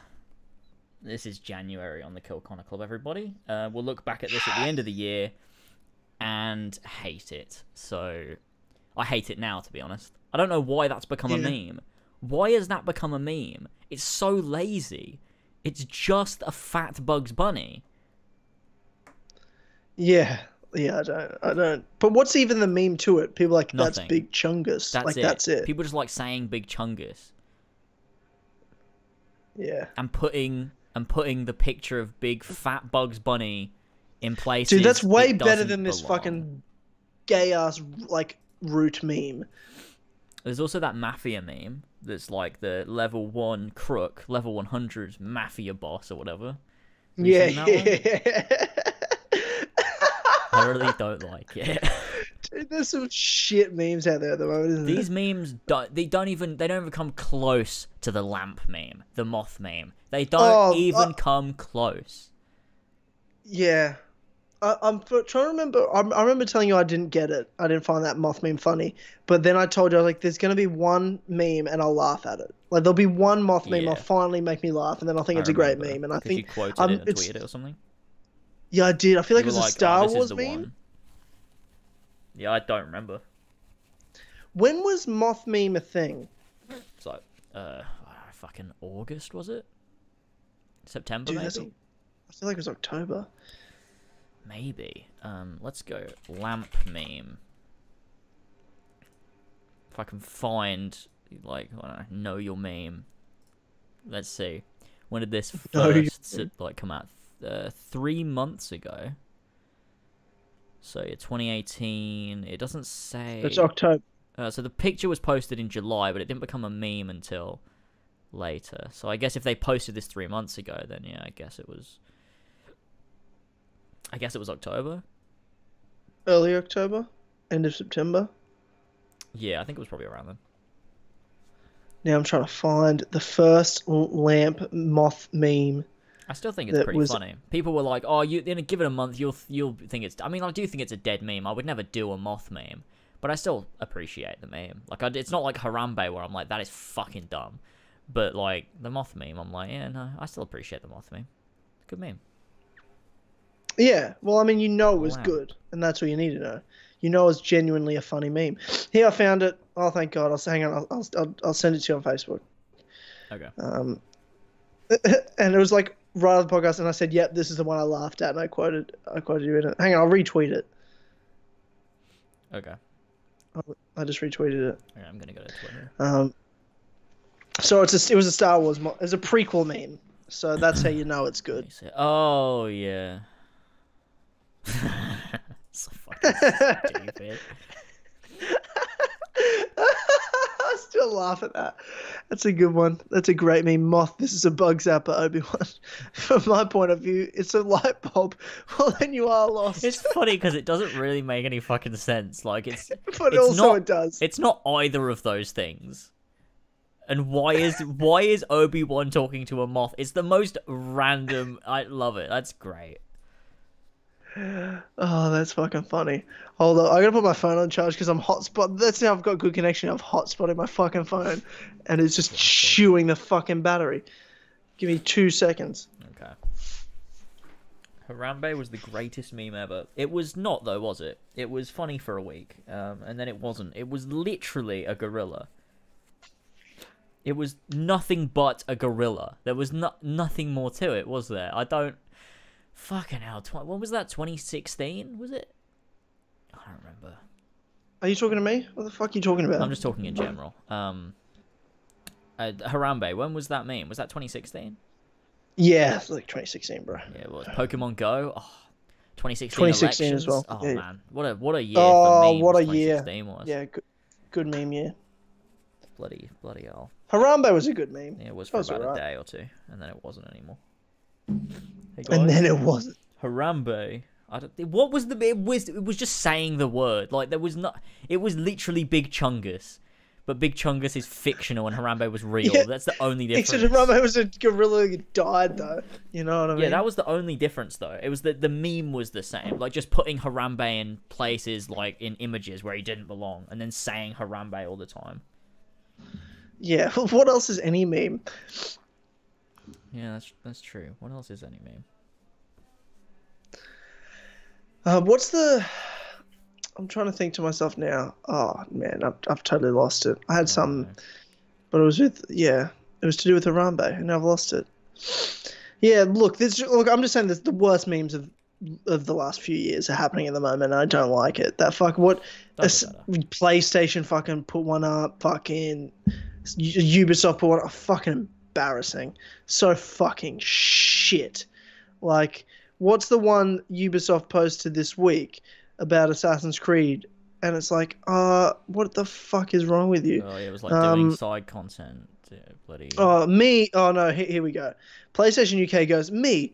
Then goes, wrong way. Oh, side quest. Where's my horse? Wait, what was I doing? And it's like going around the main plot. It's like, fuck off. Where's this? Let me see this. I'll retweet what I said, which is just this is generally the worst meme I've seen in 3 years. Oh yeah, I see it. Oh, I fucking hate it. I swear to God, that tweet right there is literally like what is wrong with like it's such a weird like out of touch perspective that the games industry has. It's like you see it with like you know the big media outlets, and you see it with like you know companies like Ubisoft and stuff like that, where they're just so fucking out of touch. I hate it. No one is like this. No one fucking talks like this. It's fucking stupid. Assassin's Creed posted me, and then going around the route of hunting down the cult of Cosmos to romancing all of Greece. Ugh. It's like, oh my god. Such a fucking joke, man. I swear. Oh, god. It's so dumb. Like, I can't, like, it... I know you're not meant to take it seriously, but, like, it's just it's so cringy. Like, why don't they get it? I can't stand it. I can't stand it. It's like peak millennial. I hate it so much. These fucking stupid memes where everything has to be all, like, friendly and soft. I fucking swear. I can't stand it. Say cunt more.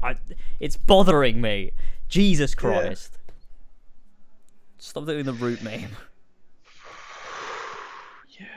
Yeah. Oh, hang on. I've got an idea for a meme. Hang on. What's that? Oh god, here we go.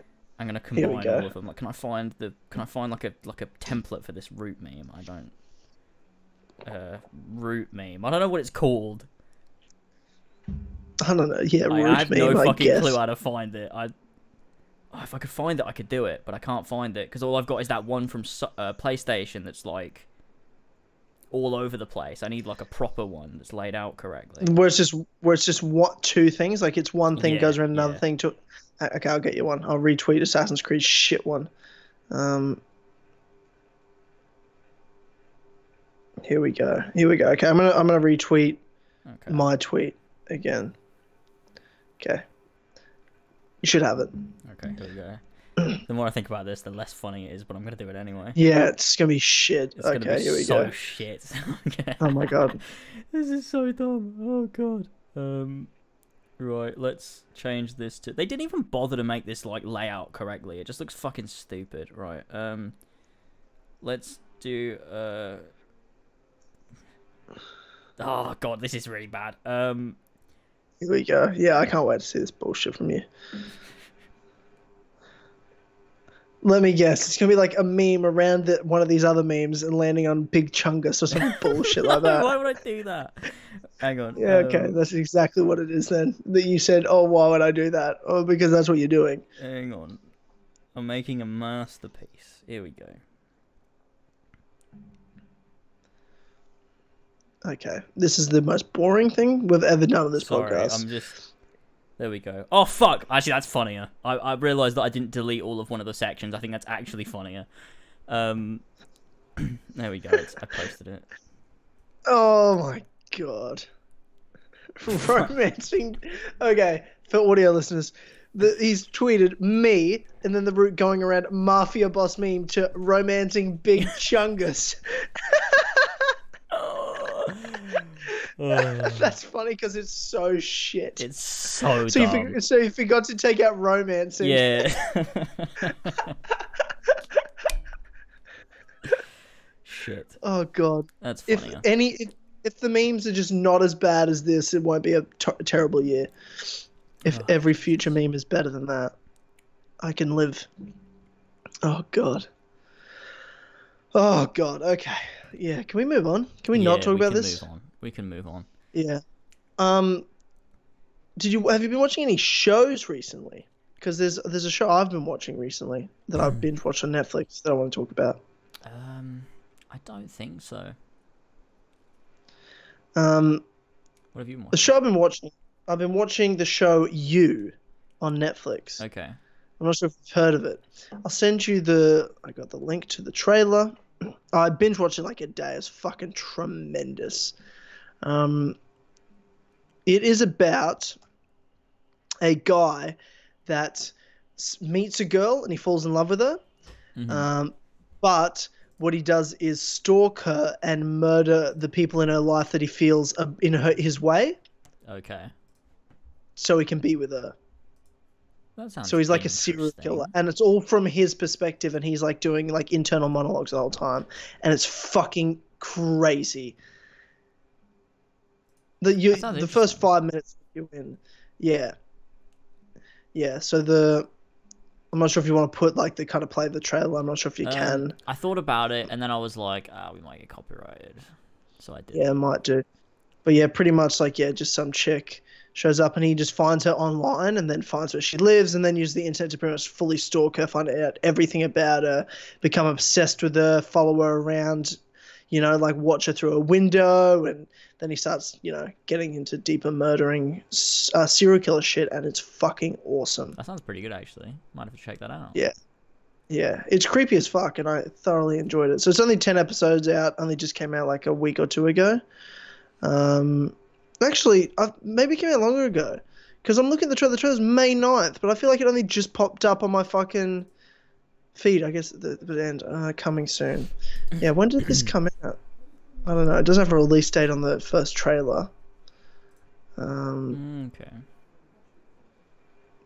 Yeah, but anyway, there's that. But also, Black Mirror had the Bandersnatch come out. Have you watched that yet? Yeah, I did. Yeah. Is it any good? I haven't watched it. Yeah, it was good. It was interesting because it's not obviously it's not your typical episode of Black Mirror because it's interactive, but it was good. I don't think I'd ever do it again, but it was good. Yeah, I'd recommend it, but only do it once. That's a really weird review of it. That is a weird. I didn't sell so that. I should watch it. If you're a Black Mirror fan like myself, I should definitely watch it. Yes. Yeah. It was good. I wouldn't. You're selling this horribly. I wouldn't like them to ever do it again. I think that Black Mirror works best when it's a proper linear TV show. When you add in the like this whole idea of the viewer gets to choose what happens, I think it was a fun concept and I really enjoyed it, and I thought that the way that it affects the TV show, it's not just like a Telltale Games where like you make a choice and then something different happens. It's like, because it's Black Mirror, the whole concept of the show is the concept of free will, and so your choices affect that, and like it's cool, but I prefer Black Mirror when it's just Black Mirror, to be honest. Yeah, sure. When it's a TV show being a TV show? Yeah. So there you go. Yeah, that makes sense. That makes a lot of sense. Stranger Things 3 also got its release date announced. It's not coming out till fucking July. Yeah. It's almost 2 years after. That's crazy. Stranger Things 2. I don't like this, right? Like, this is the thing I don't like about Netflix. It's the only thing I don't like about it. I love Netflix. I love the way they do content. I love the freedom they give their creators. TV, traditional media, when there's a TV show, they buy a TV show, you have a year to make the next season because that's when it comes out, like the same time every year. Annoys the shit out of me, and they're like, we're just going to take 2 years. We're going to take 21 months to make this next season. What took so long? That's what I don't know. Why is it simply because it's still going to be, 10 episodes? Unless you're Game of Thrones, you don't get to do that. Because it's not Game of Thrones. So, like, why have they... I don't know. Maybe they're just trying to make the right thing. Maybe that's what it is. I don't fucking know. Couldn't tell you. Yeah, look. But I am excited, of course, for Stranger Things 3. We've got... What are the big shows this year? I mean, Stranger Things, in terms of, like, old shows, not, like, brand new shows that are coming out, but in terms of, like, returning shows, you've got Stranger Things 3, the final season of Game of Thrones, so Season 8, Mindhunter, Season 2. Yeah. You've seen Mindhunter, right? Yeah. But that's another one. Mindhunter came out in October of 2017. Yeah. It's been 14 months, and we haven't even got a release date or trailer for it. Yeah, true. I know they filmed it. They filmed it in like July last year. They were filming, but that's all we've heard. Nothing else has been kind of done about it. Where the fuck is it, Netflix? What's taking so long?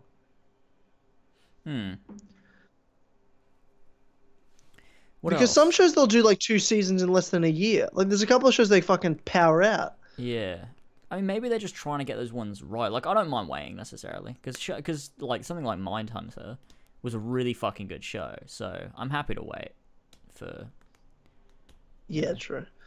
Like they waited 4 years or 3 years to make the second season of Making a Murderer and release that, but it was pretty shit compared to the first season. I just realized that came out beginning of this year was season 5 of Luther, which is a great fucking TV show. I haven't seen. And it's fucking great. You should definitely watch that show. I think they have a lot of it on Netflix, but the like it's been I think it's 4 years since season 4 came out. So there's a huge gap between season 4 and season 5. And it was really fucking good. It's such a fucking great show. I'd recommend it to anybody to watch. Well, to me, that's a reboot of a show, like a relaunch of a show. 4 years, it's like, well, the show isn't on anymore at that point. Yeah, kind of. But it continues on, so it kind of is just a continuation. Yeah, but it's like but there is a break. Yeah, but there is a break. It's 4 years of break. It's ridiculous. My goal for you, James, this year is to watch things that aren't Marvel. I need you to do that for me. To not come to the 2019 Kill Con Club Award shows and be like, Daredevil's the only show I watched. Well, okay, Daredevil was the best show of 2018, but you know. No, it wasn't at all. No, it wasn't at all. No, it wasn't. No, it was though. You watched 2 shows. You don't get to sit there and say Daredevil was the best show of 2018. You watched 2. But it was the best. You watched 2 shows. Yeah, it was the best show to you who watched 2 shows. No, but it was the best show. It was objectively the best show of all time. Based on what? Based on what? Okay, it was. The fucking reviews it got, everyone would agree. Come on, chat, help me out here. Oh, I'm sorry. Don't pander to your little fucking minions that sabotage me on the award show. Don't start pandering to your little fucking Daredevil Discord season minions 3 was fucking that are gonna phenomenal. sabotage my victories. That are gonna be team lasers. How many people were team lasers when I dismantled the fuck out of you? We all know you're the one everyone likes, but at the end of the day, I'm the one that's right. I'm the one that wins. And that's the reality. Daredevil season 3 can go suck dicks. Because if it was so good and got so many reviews, hey man, why is it cancelled though? Why did it get cancelled though? It's not why is it never being on a... It's not because it's bad, because they're going to cancel all of them. Why is it never going to be on again? It's not because it's bad though. Yeah, that doesn't make any sense. Good shows get renewed. That's all I'm saying. It's just because the ratings are down because no one's watching it because exactly, because it's not good. Why. Because people are watching better shows that you're not watching. Because it is good though, so I don't understand. Like with Daredevil, like with Iron Fist and Luke Cage, I get it. I don't get it with Daredevil though, because it's the leagues above those shows. I don't understand. Yeah. Everyone in the chat crying. Totally, you're wrong. You can suck my Aussie balls. Like you can suck. Daredevil and the Punisher are on a different level to the rest of those Marvel shows, so I can't figure out because they're gonna cancel Punisher as soon as that season comes out. It'll get cancelled. As soon as Jessica Jones season 3 comes out, it'll get cancelled. I don't know why Netflix has decided to cancel all of the Netflix shows, but they have. So I'm not entirely sure whether it's something to do with Marvel. I don't know. I don't fucking know. Because, Marvel have pulled everything from Netflix. Like, Disney have pulled everything from Netflix that's Disney-related. Yeah. Is it related? Well, I don't fucking know. But, Well, I think when you look at the landscape of the MCU and what they're going to do now on a streaming service, and they're going to take it more seriously, because, like, they have the shows that are, like, Punisher and everything. They're a part of the MCU, technically, right? Yeah. Now you've got the ability of Disney to make more money, right? Like, they're going to put more money into it. They own the property, whereas Netflix didn't own the property and had to pay a shitload of money in royalties and all that sort of shit. So that's part of their budget's gone to that bullshit to Disney. Whereas Disney they own it. They can spend the money on things like, they're not going to make Jessica Jones. They're going to make Loki, you know? They're going to make what people really know. The mainstream audience that watches the movies, which is more than the people that watch the shows. And they'll make a Falcon show or a Scarlet Witch show. That's what they'll spend their money on. Daredevil's so good though. Why would surely they've got to do something with this character. I find it really odd that they wouldn't. I don't think they're going to reboot the show on their own platform. I don't think they are.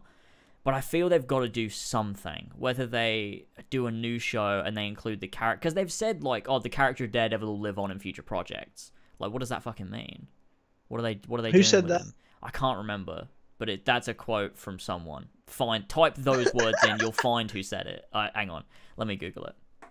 Unless it's Kevin Feige, I wouldn't count on it. The character of Daredevil will live on in future projects. Let's see. Who said that? Netflix hints at Daredevil will live on in future projects after cancellation, and that was in quote marks there. Who said it though? I don't know. I'm looking.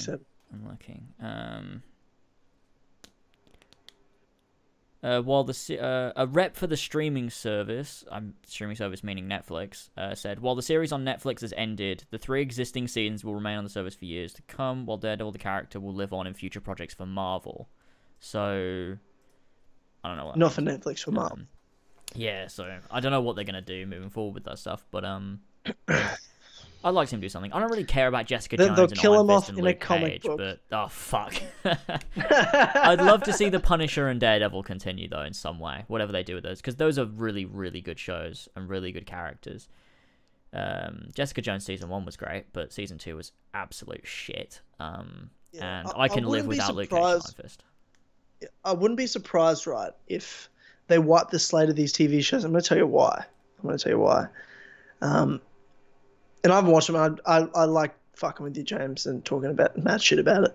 But in all honesty, I think that now that they've bought Fox, now that Disney have got their own streaming service, there's so many things happening. I don't think they want to oversaturate the market with Marvel superheroes that aren't household names. And when I say household names, they've made household names out of all of these projects. You know, right. People know Guardians of the Galaxy. No one knew who the fuck they were before. But I think they've got some big plans for shows, and I think they've got more options now than they ever have. And I don't necessarily think they need these Netflix shows anymore to do shows with Marvel characters. That's what I think. And I think they'd rather have full control again. I don't know. I don't know how much control they had in the beginning. It's interesting. I'd like to see them do something with these characters, because I think, To me, it's still the concept of like this Loki TV show and the Scarlet Witch TV show is so strange to me because they're movie characters. It's like, what kind of direction are these shows going to take? Are they going to feel like the movies, or are they going to feel like show? Like, what is this going to be? It's a weird concept. It's mini series, so to me, it's like going to be just like a long movie, like same way like a season of Sherlock. You know what I mean? Where there's like two 90-minute episodes, sort of thing. They've got to be really good stories, though. Because, I mean, with Loki, you can sort of get away with it. With Scarlet Witch, though, that's got to have a good story. Because you can't just have Scarlet Witch doing whatever the fuck you want and have that be good. Yeah, sure. You mean you can get away with it with Falcon? Could you, though?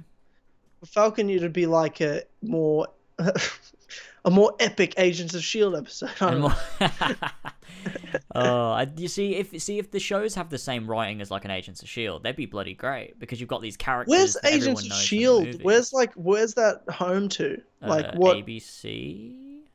Why has ABC got that? No idea. And like Netflix has all the other shows. Isn't that so bizarre? I have no idea. But Agents of S.H.I.E.L.D. is that show that kind of I remember people talked about when it was about to come out. And then I never really heard anything else about it. But then, like, I've seen, like, it's like 7 seasons. I'm like, wait, what? Yeah, they're gonna do season 6 is this year. It's crazy. I think they've already renewed it for 2 seasons before this one's even out. Because everyone, I think it's because everyone loved season 5 so much. So they're so confident in it. They've already renewed it twice. Well, it's not really about the love. It's got to be about the ratings. Obviously, it's doing well. Exactly. But that's the thing. Like, when it first came out, it was so close to being cancelled.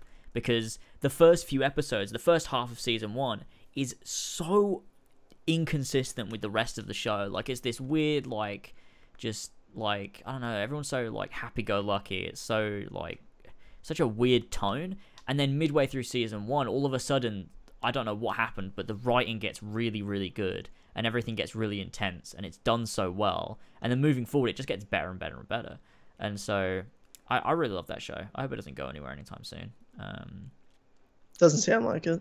I'm looking forward to seeing more of it. And it's on network television. It's a bit of a safer place for a show like that. Yeah, at this point, I'm looking forward to seeing how they incorporate, like, because Agents of S.H.I.E.L.D. has always heavily had influence from the movies, like characters appear from the movies, and like plot points are really prominent. Like with when Age of Ultron was coming out, it was a big thing in Agents of S.H.I.E.L.D. And like when Winter Soldier happened, that was a huge thing in Agents of S.H.I.E.L.D. because like they had that arc happening at the same time. So like when Cap was dealing with Hydra being part of S.H.I.E.L.D. in Agents of S.H.I.E.L.D., they were dealing with the same thing. And like you'd see on the TV, like those helicarrier things that Cap was destroying, like coming down and stuff. So like it takes place relatively close to the movies, closer than like the Netflix shows did. So it'd be interesting to see what they do with Thanos and his whole, because Thanos was mentioned in season 5, and that was like a thing that they were talking about.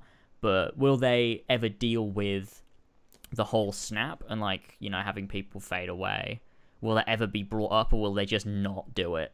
Like, will they skip over that entirely? Because I feel like that's why they've gone so long without a new season, is because they're going to wait until Endgame comes out and then pick up after Endgame, rather than having to deal with... Yeah, and maybe address it, but not have to directly deal with it. Yeah, because I feel like that would be a fucking issue to have to deal with that. Because the issue would be, if you see that happen on screen and then the characters go, we will wait for the Avengers to figure it out, that'd be weird. It's like, why are these characters that have had this thing happen to them not addressing it or doing anything about it? So it'd just be weird as a plot point.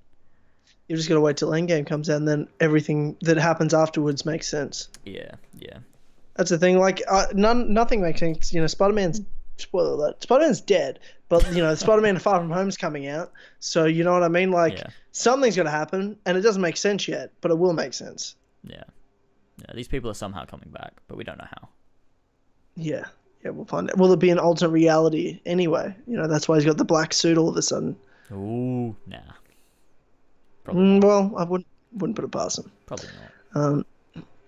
Speaking of Marvel, Captain Marvel 3, trailer 3. Captain Marvel 3. Marvel 3. Hell. Captain Marvel Okay. trailer 3. Captain Marvel third trailer came out, and probably the best trailer of the Captain Marvel shows, just in the sense of like gave a bit more tone to the character. You saw the lighter side of her, Brie more Larson personality, smiled. and then it was great. Okay, let's address anyone that has an issue and keeps saying Brie Larson doesn't smile. You're a fucking It's not loser. that. It's not that. It's that Brie Larson has one facial expression and that's it. There was not a lot of emotion so they ridiculous. showed in the previous trailers. Ridiculous. No, because the thing is, we but know that's she's a good any actor, character from any movie. Yeah, no, but any character from any of those superhero movies. But why is everyone focusing on it with her? It's just her face. There's something about it. It's like I think it's bullshit. I think that's some bullshit. I think it's so dumb, man.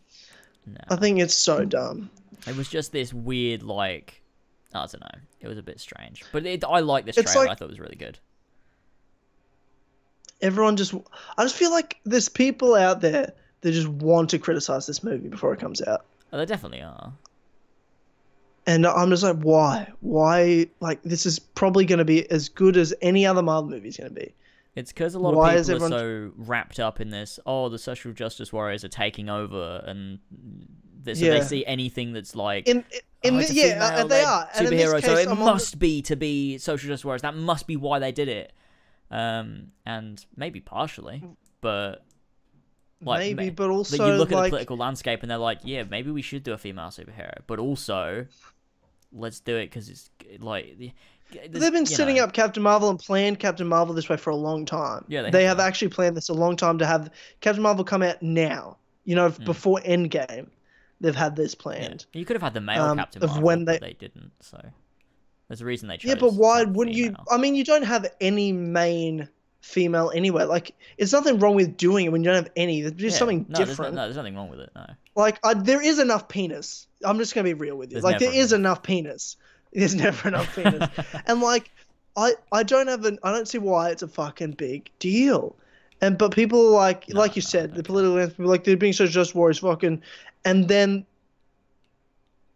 like when I feel like you and I are the first people to jump on it when they're like, this is just fucking social just warrior bullshit. But in this case, I'm like, you guys are the assholes. You're only having a go because she's a fucking woman, and you think the whole reason this woman's even there is because it's a social justice warrior attack. Well, it's not. You're causing the problem that causes the reaction that you then hate. Yeah. It's dumb. It's fucking dumb. And like the whole, like, she doesn't smile is the most like obvious lame thing I've ever heard. When what movie superhero trailer is, unless it's like Guardians of the Galaxy, is everyone smiling in the fucking trailer? Watch any Captain America trailer ever. Chris Evans has one face. I think it's just that she doesn't look very emotive. I think that was the issue. Was in the previous two trailers. I don't think there is an issue. I just don't. It didn't look like there was much emotion there, to be honest. I just don't think they showed much of a character full stop in the trailers. No, that's what I think. That's probably why. I think she this had trailer like was the best one line all the trailers. Yeah, they showed an actual scene, an interaction of dialogue with her and Fury, and Samuel Jackson's fucking awesome in it, as he always is. And like, I love the way they did the scene of, he's like, how do I know you're not a Skrull? And then she shoots a fucking wall, and he's like, what was that? And she's like, your Skrulls can't do that. He's like, and I'm supposed to just believe you? Like, it's like, yeah. I'm supposed to take your word for it. I was like, that's fucking a good scene. I like it, and I'm gonna like to bring Nick Fury a bit more shine in the sense of he's such a pivotal part of the Marvel Cinematic Universe, but he doesn't have that main shine. I'm looking forward to seeing what he did in his heyday that then is going to have an impact on why, he built in so many ways the Avengers that then became more of its own thing that the Avengers built themselves. But, Nick Fury's the one that started it. What is it that he knew and that he went through himself that is the causality to then build the Avengers later? I'm looking forward to that. And then that coming back around to save the Avengers in Captain Marvel. Yeah, my only issue with Nick Fury is that he doesn't feel a lot like Nick Fury in some of these scenes. He feels like a bit of a meme, to be honest. He's sort of like. But he just looks younger. He just looks like he looks 20, 30 years younger, which is what he's supposed to be. You know what I mean? Like he'll. Yeah, true. We're gonna see the Nick Fury. What I feel like this movie has to then explain why Nick Fury became the Nick Fury we know, right? Like, he's just a young SHIELD agent. We talked about in the Iron Man cinema room last night that SHIELD's called SHIELD in this trailer, like they call it Shield. Whereas in Iron Man 1, they don't have the name Shield. They just have the acronym that they read out fully. Yeah. So that's an issue. Well, I think Coulson was fucking with him. That's the only headcanon we can really do. Yeah. I mean, what else can you do? What else can you do? But I mean, I like the trailer. You see Ronan, or the back of his head. That's epic. Yeah, it is epic. It is epic. It does, like, this movie, like, you know, it looks like Guardians of the Galaxy meets sort of like it does look like a bit of a combination of multiple Marvel movies, like it does look a more serious Earth ones, but also like how it meets Guardians of the Galaxy. Because I love the space stuff. The Marvel space stuff's some of my favorite shit. Like, Guardians is the best. And obviously there's great elements to Thor, and especially Thor Ragnarok, but then you drop in the, like, you know, the Earth human elements of a Captain or an Iron Man movie that, you know, it combines, and I'm looking forward to seeing how it kind of works. And they've got some great actors in there. Brie Larson's an amazing actor. Yeah, Jude Law's an amazing actor. So there's and so obviously Samuel L. Jackson, we know this, but I'm just very much looking forward to seeing it. And with the amount of Marvel movies at this point, I'm like, are they going to run out of actors in Hollywood that haven't been in the MCU? Yeah, that's, yeah. Coulson's in it. Oh my god, you know, yes! He's going to be the best character. I'm so fucking excited to see Coulson and do his little smile, where his little smirk, where he's like, I'm going to troll everybody. He's great. I love Coulson. What a lad. What a lad. When does it come out? Captain Marvel. It's February, right? March. No, okay. It's March. Like the first week of March. March 8th. Black Panther was February. Captain Marvel's March. March 8th, and then April 26th, 27th is Avengers Endgame. Jesus Christ. So less than 2 months so afterwards. Close together. And then Spider-Man. Oh, man. This is a what great a year for Marvel. What a fucking year. Because last year was great. Black Panther was awesome. Infinity War was great. Ant-Man and the Wasp was really good. Ant-Man and the Wasp existed. Yeah, that's cool. Hey, bro. It was good. It was good. Yeah, it's fine. It was a fun little funny time, and bloody, what's his name? Paul Rudd was funny. And Paul Rudd is always funny. And other than that, it was a bit weird with that teleporty invisible villain that was a bit shoehorned in. I don't know. I don't talk about Ant-Man and the Wasp. I mean, this year we've got all those Marvel movies, plus we've got Star Wars. Disney's streaming service comes out at the end of the year. Yeah, Star Wars Episode 9. Game of Thrones Season 8. Stranger Things 3. There's so much shit this year. It's going to be great. Plus Kingdom Hearts 3 and whatever other games decide to come out this year. Well, let's talk about that. Let's talk about the games. Segue. The games of 2019. Okay. You set that up for me so accidentally, and I love you for that. The games 2019, I want to talk about a few of them that we haven't really taken much of a deep dive into. One of them we have, but not recently. But the first one I want to talk about is Star Wars related, which is Star Wars Jedi Fallen Order. Where the fuck did that come from? And that's supposed to be coming out at the end of this year. I didn't even know it existed. There's no gameplay for it. There's not even a screenshot. When was it? Was it? They just announced it 2 years ago. They announced it. Did they? At EA Play, yeah. They said they were talking about the future of. It's probably longer than that actually. Because they were talking about the future of Star Wars at EA, and one of the things was like, there's a game coming from Respawn Entertainment, and all we saw was like mocap for a lightsaber fight, and that was it. And then. But I thought Respawn shut down. No, Visceral shut down. Visceral shut down. That was the one that was directed by Amy Hennig, and was going to be that like Uncharted style Star Wars game. That didn't get cancelled. Yeah. Visceral got shut down. Then EA moved it to BioWare Montreal or something, and they turned it into like an online like MMO instead. That's still being worked on. For some reason, they felt that was necessary. But the Respawn one was, and then last year they got like the director of the game like in the crowd to be like, tell us about Jedi Fallen Order. And he's like, it's set between episodes 3 and 4, and that's it. So we don't know anymore. But I think it's coming. I think they'll show a proper trailer and probably some gameplay or something at E3. Well, it's supposed to come this year. Yeah, and I assume Battlefront 3 will come out this year as well. Oh fuck, no way. Surely not. Yeah, it's 2 years. It's been 2 years. They do Battlefield and they do Battlefront. I don't think they Battlefront. will. I think they'll drop it. You don't think they will? No. You think they'll drop it? Yeah. I mean, look at how badly Battlefront 1 did, and then how bad Battlefront 2, like, this shit they fucking got for that game.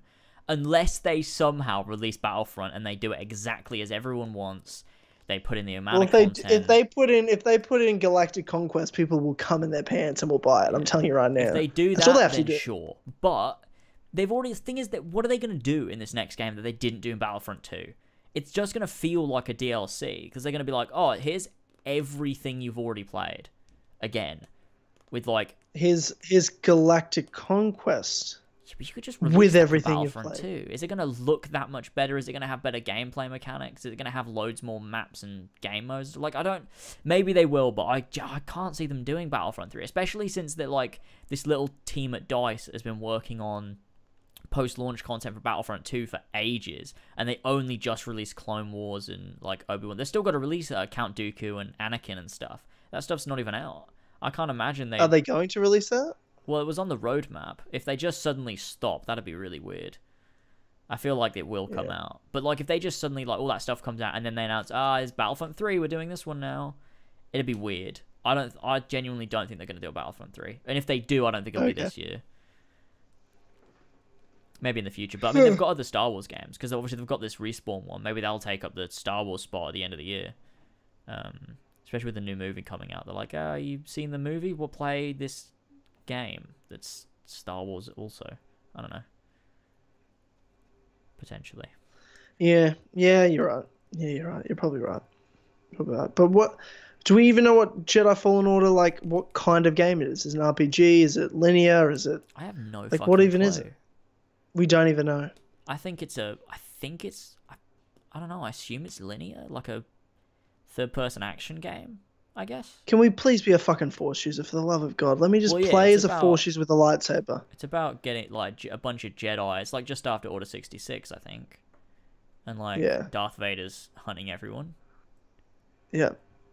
I wonder how it ends. I wonder if the Jedi will beat Darth Vader. That'd be great. I hope so. Yeah, I hope so. Yeah, and they kill him and everything. Yeah. I wonder if all the main I reckon that's how it probably survive. What if classic. Jedi Fallen Order is just like a Fortnite Battle Royale type game where you have a big map and someone plays as Darth Vader and they have to go around killing all the Jedi and you just do that over and over and over again? That's the whole game. I wouldn't put it past EA, to be honest. You know what? Yeah, I think you're right. I think that is what the game is. I can't imagine them doing like a single-player, story-focused experience. That just doesn't seem like something EA would allow. Because if they were going to do that, would they not have let Amy Hennig make her game? Because if you're gonna make a single-player, linear, story-focused game, would you not let her do it? Why would you stop that one and then let Respawn make a linear single-player game? That's just a really weird choice. But then again, it is EA. And so I don't really know what's going on there. Yeah, neither do I. Yeah, fucking, who knows, man? Who the fuck knows? Yeah, fucking EA is right. We've got, I'll tell you what's coming out this year that's so weird. Since it's been announced, it's been such a weird development, such a weird marketing strategy. I don't even know what this game is going to be when it comes out, but Skull and Bones is coming out this year. Oh, fucking hell, really? Is it this year? Yeah. And, like, what in the world is that game now at this point? Oh, God. Because when it first got, like, the first trailer or demo, and it's like, oh my God, this is the game we've been waiting for. Ubisoft using one of the best things they've ever done, which is the naval gameplay, as its own pirate game, dedicated outside of Assassin's Creed to pirates. And it's not, it's of course, but of course, it's only multiplayer. Like, actually, there's no story. It's just no story. A multiplayer. No land exploration and gameplay. No quests. None of that. Just you're in a boat and you fight other people in boats, and it's an MMO, and that's all you do. Why? Why the fuck is that the game? I don't. Who the fuck looked at Black Flag and went, this is great, but I think all we need is the ship combat, and let's put it online, and that's it. People will be happy with that. Who the fuck did that? Yeah, I don't know. I fucking hate But that. they've delayed it and tried to change things and take that feedback and add things. But I don't know what they've added. Have they added a story? Have they added land gameplay? There's little hubs on land, like they showed in the last demo, where you've got like a guy walking around on like a little hub where you can go to a shop and like I think that's something they added, like that was stuff. not supposed to be in the game. No. That's something they changed. But it's also like that. It's not good enough. Like that's not. People don't go, oh, I want land gameplay, and they go, oh, well, have a little bit where you can wander around and there's other players there. It's like a tiny little area, and you can just like go to a little signpost or whatever, and then be like, oh yeah, I want to buy a new cannon for my ship, and it's like that's not what we mean. That's more annoying than anything for the game. If you just either commit, like go one way or the other, because it's gonna be so fucking bad. I'm not gonna play it. I'm gonna watch it crash and burn when it releases. They should have. Ubisoft can't make fucking games. I don't know what they're doing. Like, just make good fucking games. Jesus Christ, guys, it's not that difficult.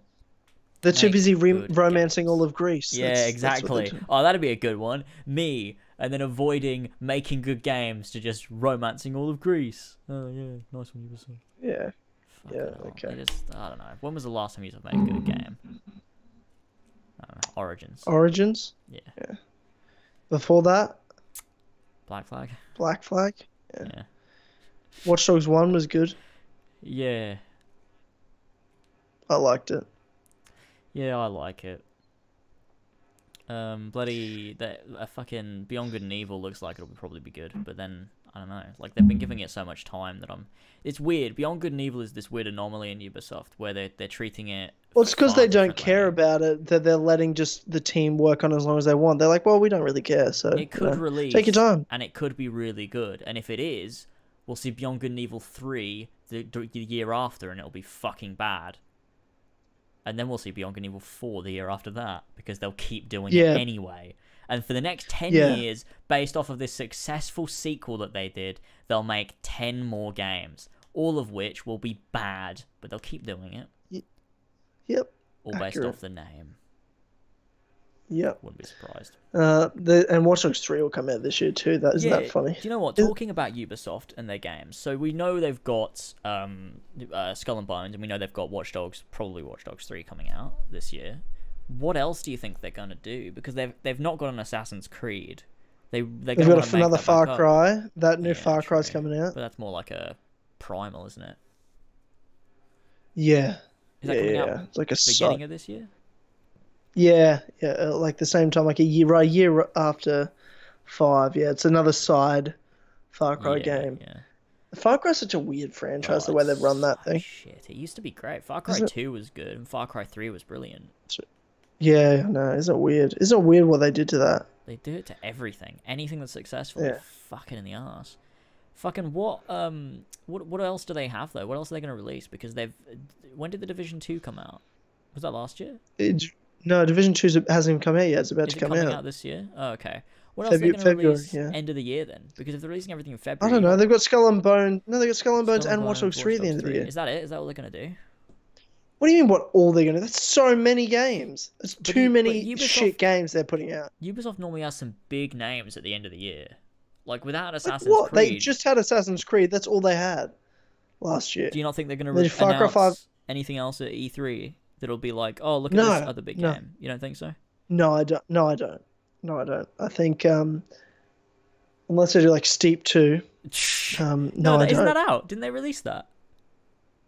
No, they didn't, surely. They announced it, though, didn't they? I swear Steep 2 is a thing. Hang on. Steep 2. No, it's not. Okay, I'm wrong. Oh, no, Steep 2 announcement trailer. There it is. What the fuck? Wait. Am I wrong? What do you think some Splinter Cell trailer reveal is going to happen or some shit? Oh, no, this is someone's fan-made thing. Okay. Splinter Cell? Probably not. People keep talking about Splinter Cell and saying, like, oh, when's the Splinter Cell? I don't think they're ever going to make another Splinter Cell. And I don't think they're never going to make another Prince of Persia. I think that those franchises are dead. I don't think they make money. Yeah.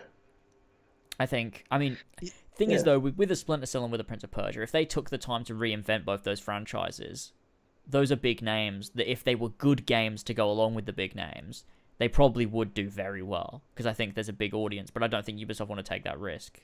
They're like, well, we can release another Assassin's Creed, or We could release Watch Dogs because people remember it. It's more recent. Whereas with something like a Splinter Cell or a Prince of Persia, those games were always good games, and they're remembered by people that are now adults and that played those games and remember them being good. And so they can't release a subpar Splinter Cell or a subpar Prince of Persia because they don't sell well. Whereas when they do it with Assassin's Creed or Watch Dogs, they've got a bunch of kids playing their games that are like, oh, I love everything you do, Ubisoft. So they can be more lenient with those games. Whereas if they do a Splinter Cell, it's got to be good. It's got to be up to scratch with what people know from Splinter Cell. And I don't think Ubisoft want to do that, to be honest. I think it's too much work and too much risk for them to bother. Yeah, I think so too. Because they don't need to. No, they don't. Because they have the other things. You know what I mean? They view what they know will make the money. They're like, why would we even make the risk? We don't need to. Yeah. Like, well, they'd rather make a risk on something new that's some new IP that's their version of some copy of another better game, and keep remaking what they've already done with old franchises that they know will make the money. Why take the risk and bring back Prince of Persia or Splinter Cell for no reason when there's no real necessity for it? They've got all these franchises in the works at the moment that they're building and continuing to milk. So yeah, like I wouldn't be mad at seeing like a Prince of Persia as long as it was good, because I love that franchise. Be really cool to see, but I don't think they're gonna ever do it ever. Same with Splinter Cell, but I think Ubisoft's gonna keep milking their franchises, and we'll see Watch Dogs 3, and we'll see it set in fucking, I don't know, London or whatever they decide to do. Yeah, whatever. Fuck. In terms of good games, there's things like Days Gone's coming out, The Last of Us Part 2's coming out. What happened to Days Gone? Didn't they delay that indefinitely or something? No, it's in like March. I swear they delayed it. Oh, April. They moved it to April because it was going to be February. Oh yeah, they did that because it was coming out close to another PS4 exclusive. What else is coming out in like February? Oh, there was two. Anthem was coming out on the same day, February 22nd, and there was another game coming out February 22nd. I don't think it was a PlayStation game though. Hang on, games coming February 22nd. Far Cry, February 15th. Anthem, February 22nd. What was that other one that came on the 22nd? Oh, I don't know. But you've got like... Yeah, no, I think that was it. I don't know why they moved it. I mean, to me, looking at the gameplay that they showed very recently... Well, I mean, not very recently, but recently-ish... It didn't look up to scratch with what we know from PlayStation exclusives, to be honest. It looked pretty subpar. So maybe they're like, yeah, we need to work on this a bit more. But they were also showing it really, really early on, and I don't know why they were showing it so early on, because, yeah, I don't know. But, I mean, it's a PlayStation exclusive. I feel like I'll still get it, see what it's like. Although, based on what I saw, I'm not super interested, to be honest. Yeah, neither am I, but I'm interested in PS4 exclusives. Yeah. So I'll definitely get it, and I'm not into post-apocalyptic either, or zombies. I hate zombies. I think it's so dumb and lazy, but I'll give it a go because PlayStation. Yeah. And then The Last of Us Part 2, obviously, which will be, probably, other than Kingdom Hearts 3, the biggest game of the year. And will probably be just in general to the mainstream, the biggest game of the year, biggest talked about game. So that'll be this year for sure. Yeah. And Xbox are even going to try to put up a bit of a fight this year, releasing like 3 Gears of War games and like Crackdown 3 and shit. It won't do anything, but they'll Crackdown 3. Yeah, I know. It's tough. Come tough. on, Microsoft. What are we doing? They're fucking... Yeah, well, they're busy making Fable for the next console because they already know this console generation is kind of fucked for them. They've just got to prepare really good games and release it next console, like Halo Infinite, and just launch the next console with that on it. That's the only thing you can do. You have to launch your next console with Halo on it. Yeah, there's nothing else you can do.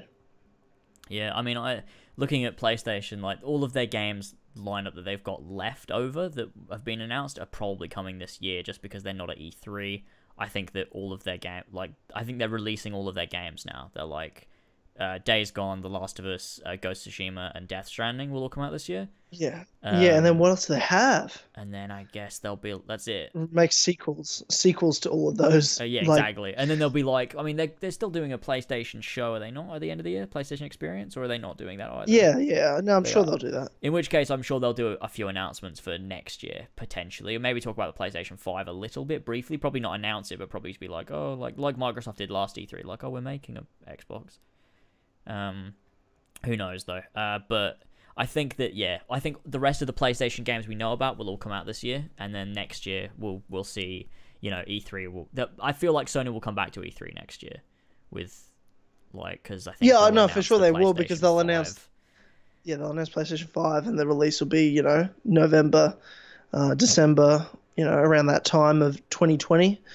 Both the next Xbox and PlayStation will come out at the same time. Hopefully with better launches than the Xbox One and PS4. Oh, the launch, I think this will be a significantly superior launch. Will it be a significantly superior full generation of games? Because this generation's been so good, but it's been in the second half of it. The games have really been killing it more than the first half of it was a bit of a downer, to be honest. Shit. The launch titles for both the PS4 and the Xbox One were pretty fucking shit. There weren't really anything. There was nothing really of note. So. Yeah, agreed. Yeah. Agreed. Yeah, there it is. Well, that's really it for the list, man. We've taken a deep dive into what's coming this year, and we'll go through a lot of things. We've got the next podcast will be the last before Kingdom Hearts 3 comes out. So, oh boy. Oh boy. That's crazy. That is crazy. That is crazy. It's crazy. That's crazy. Whoa. Sorry. All right. Got a bit out of control there. Well, I guess that pretty much wraps it up for the launch Kill Connor Club of 2019. It's going to be a big year ahead. A lot going to be happening. In about just under 1 hour's time on patreon.com/, as always, the first episode of the Cinema Room podcast will be released. So if you're a patron, if you're a Sweet Vintage Lad, get ready. Yeah, that's true. Get ready for that. That's true. Definitely head over there. And if you're not already a Sweet Vintage Lad and you just want some more stuff, then obviously just drop us $1 or more if you would like some of the other rewards that you can see on there. And you can listen to the Cinema Room when it comes out in just under an hour's time. So that will be great. But yeah, okay. Is that it? Are we done? We're done, my friend. We are done. All right, nice. Okay, well, thanks everyone for joining us. If you did enjoy, don't forget to drop a like, as well as rating us over on iTunes and doing all of that stuff on SoundCloud and Spotify, whatever. I don't know. Help us out. If you want more content, or you want to help support the podcast, or any of the other stuff, go and check out patreon.com/as always with the link in the description, or just type it into your web browser and head over there and drop us $1 or whatever.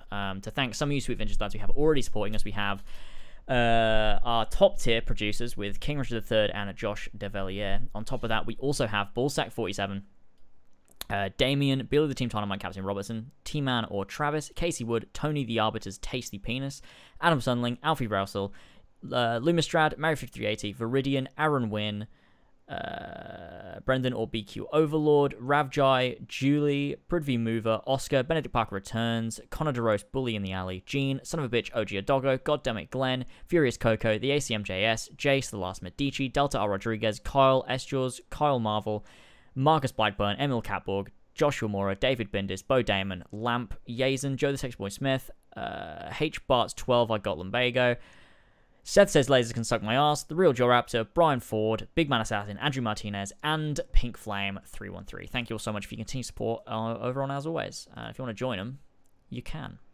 Go and do it. You won't regret it. Beautiful. And that's that. Excited to be back.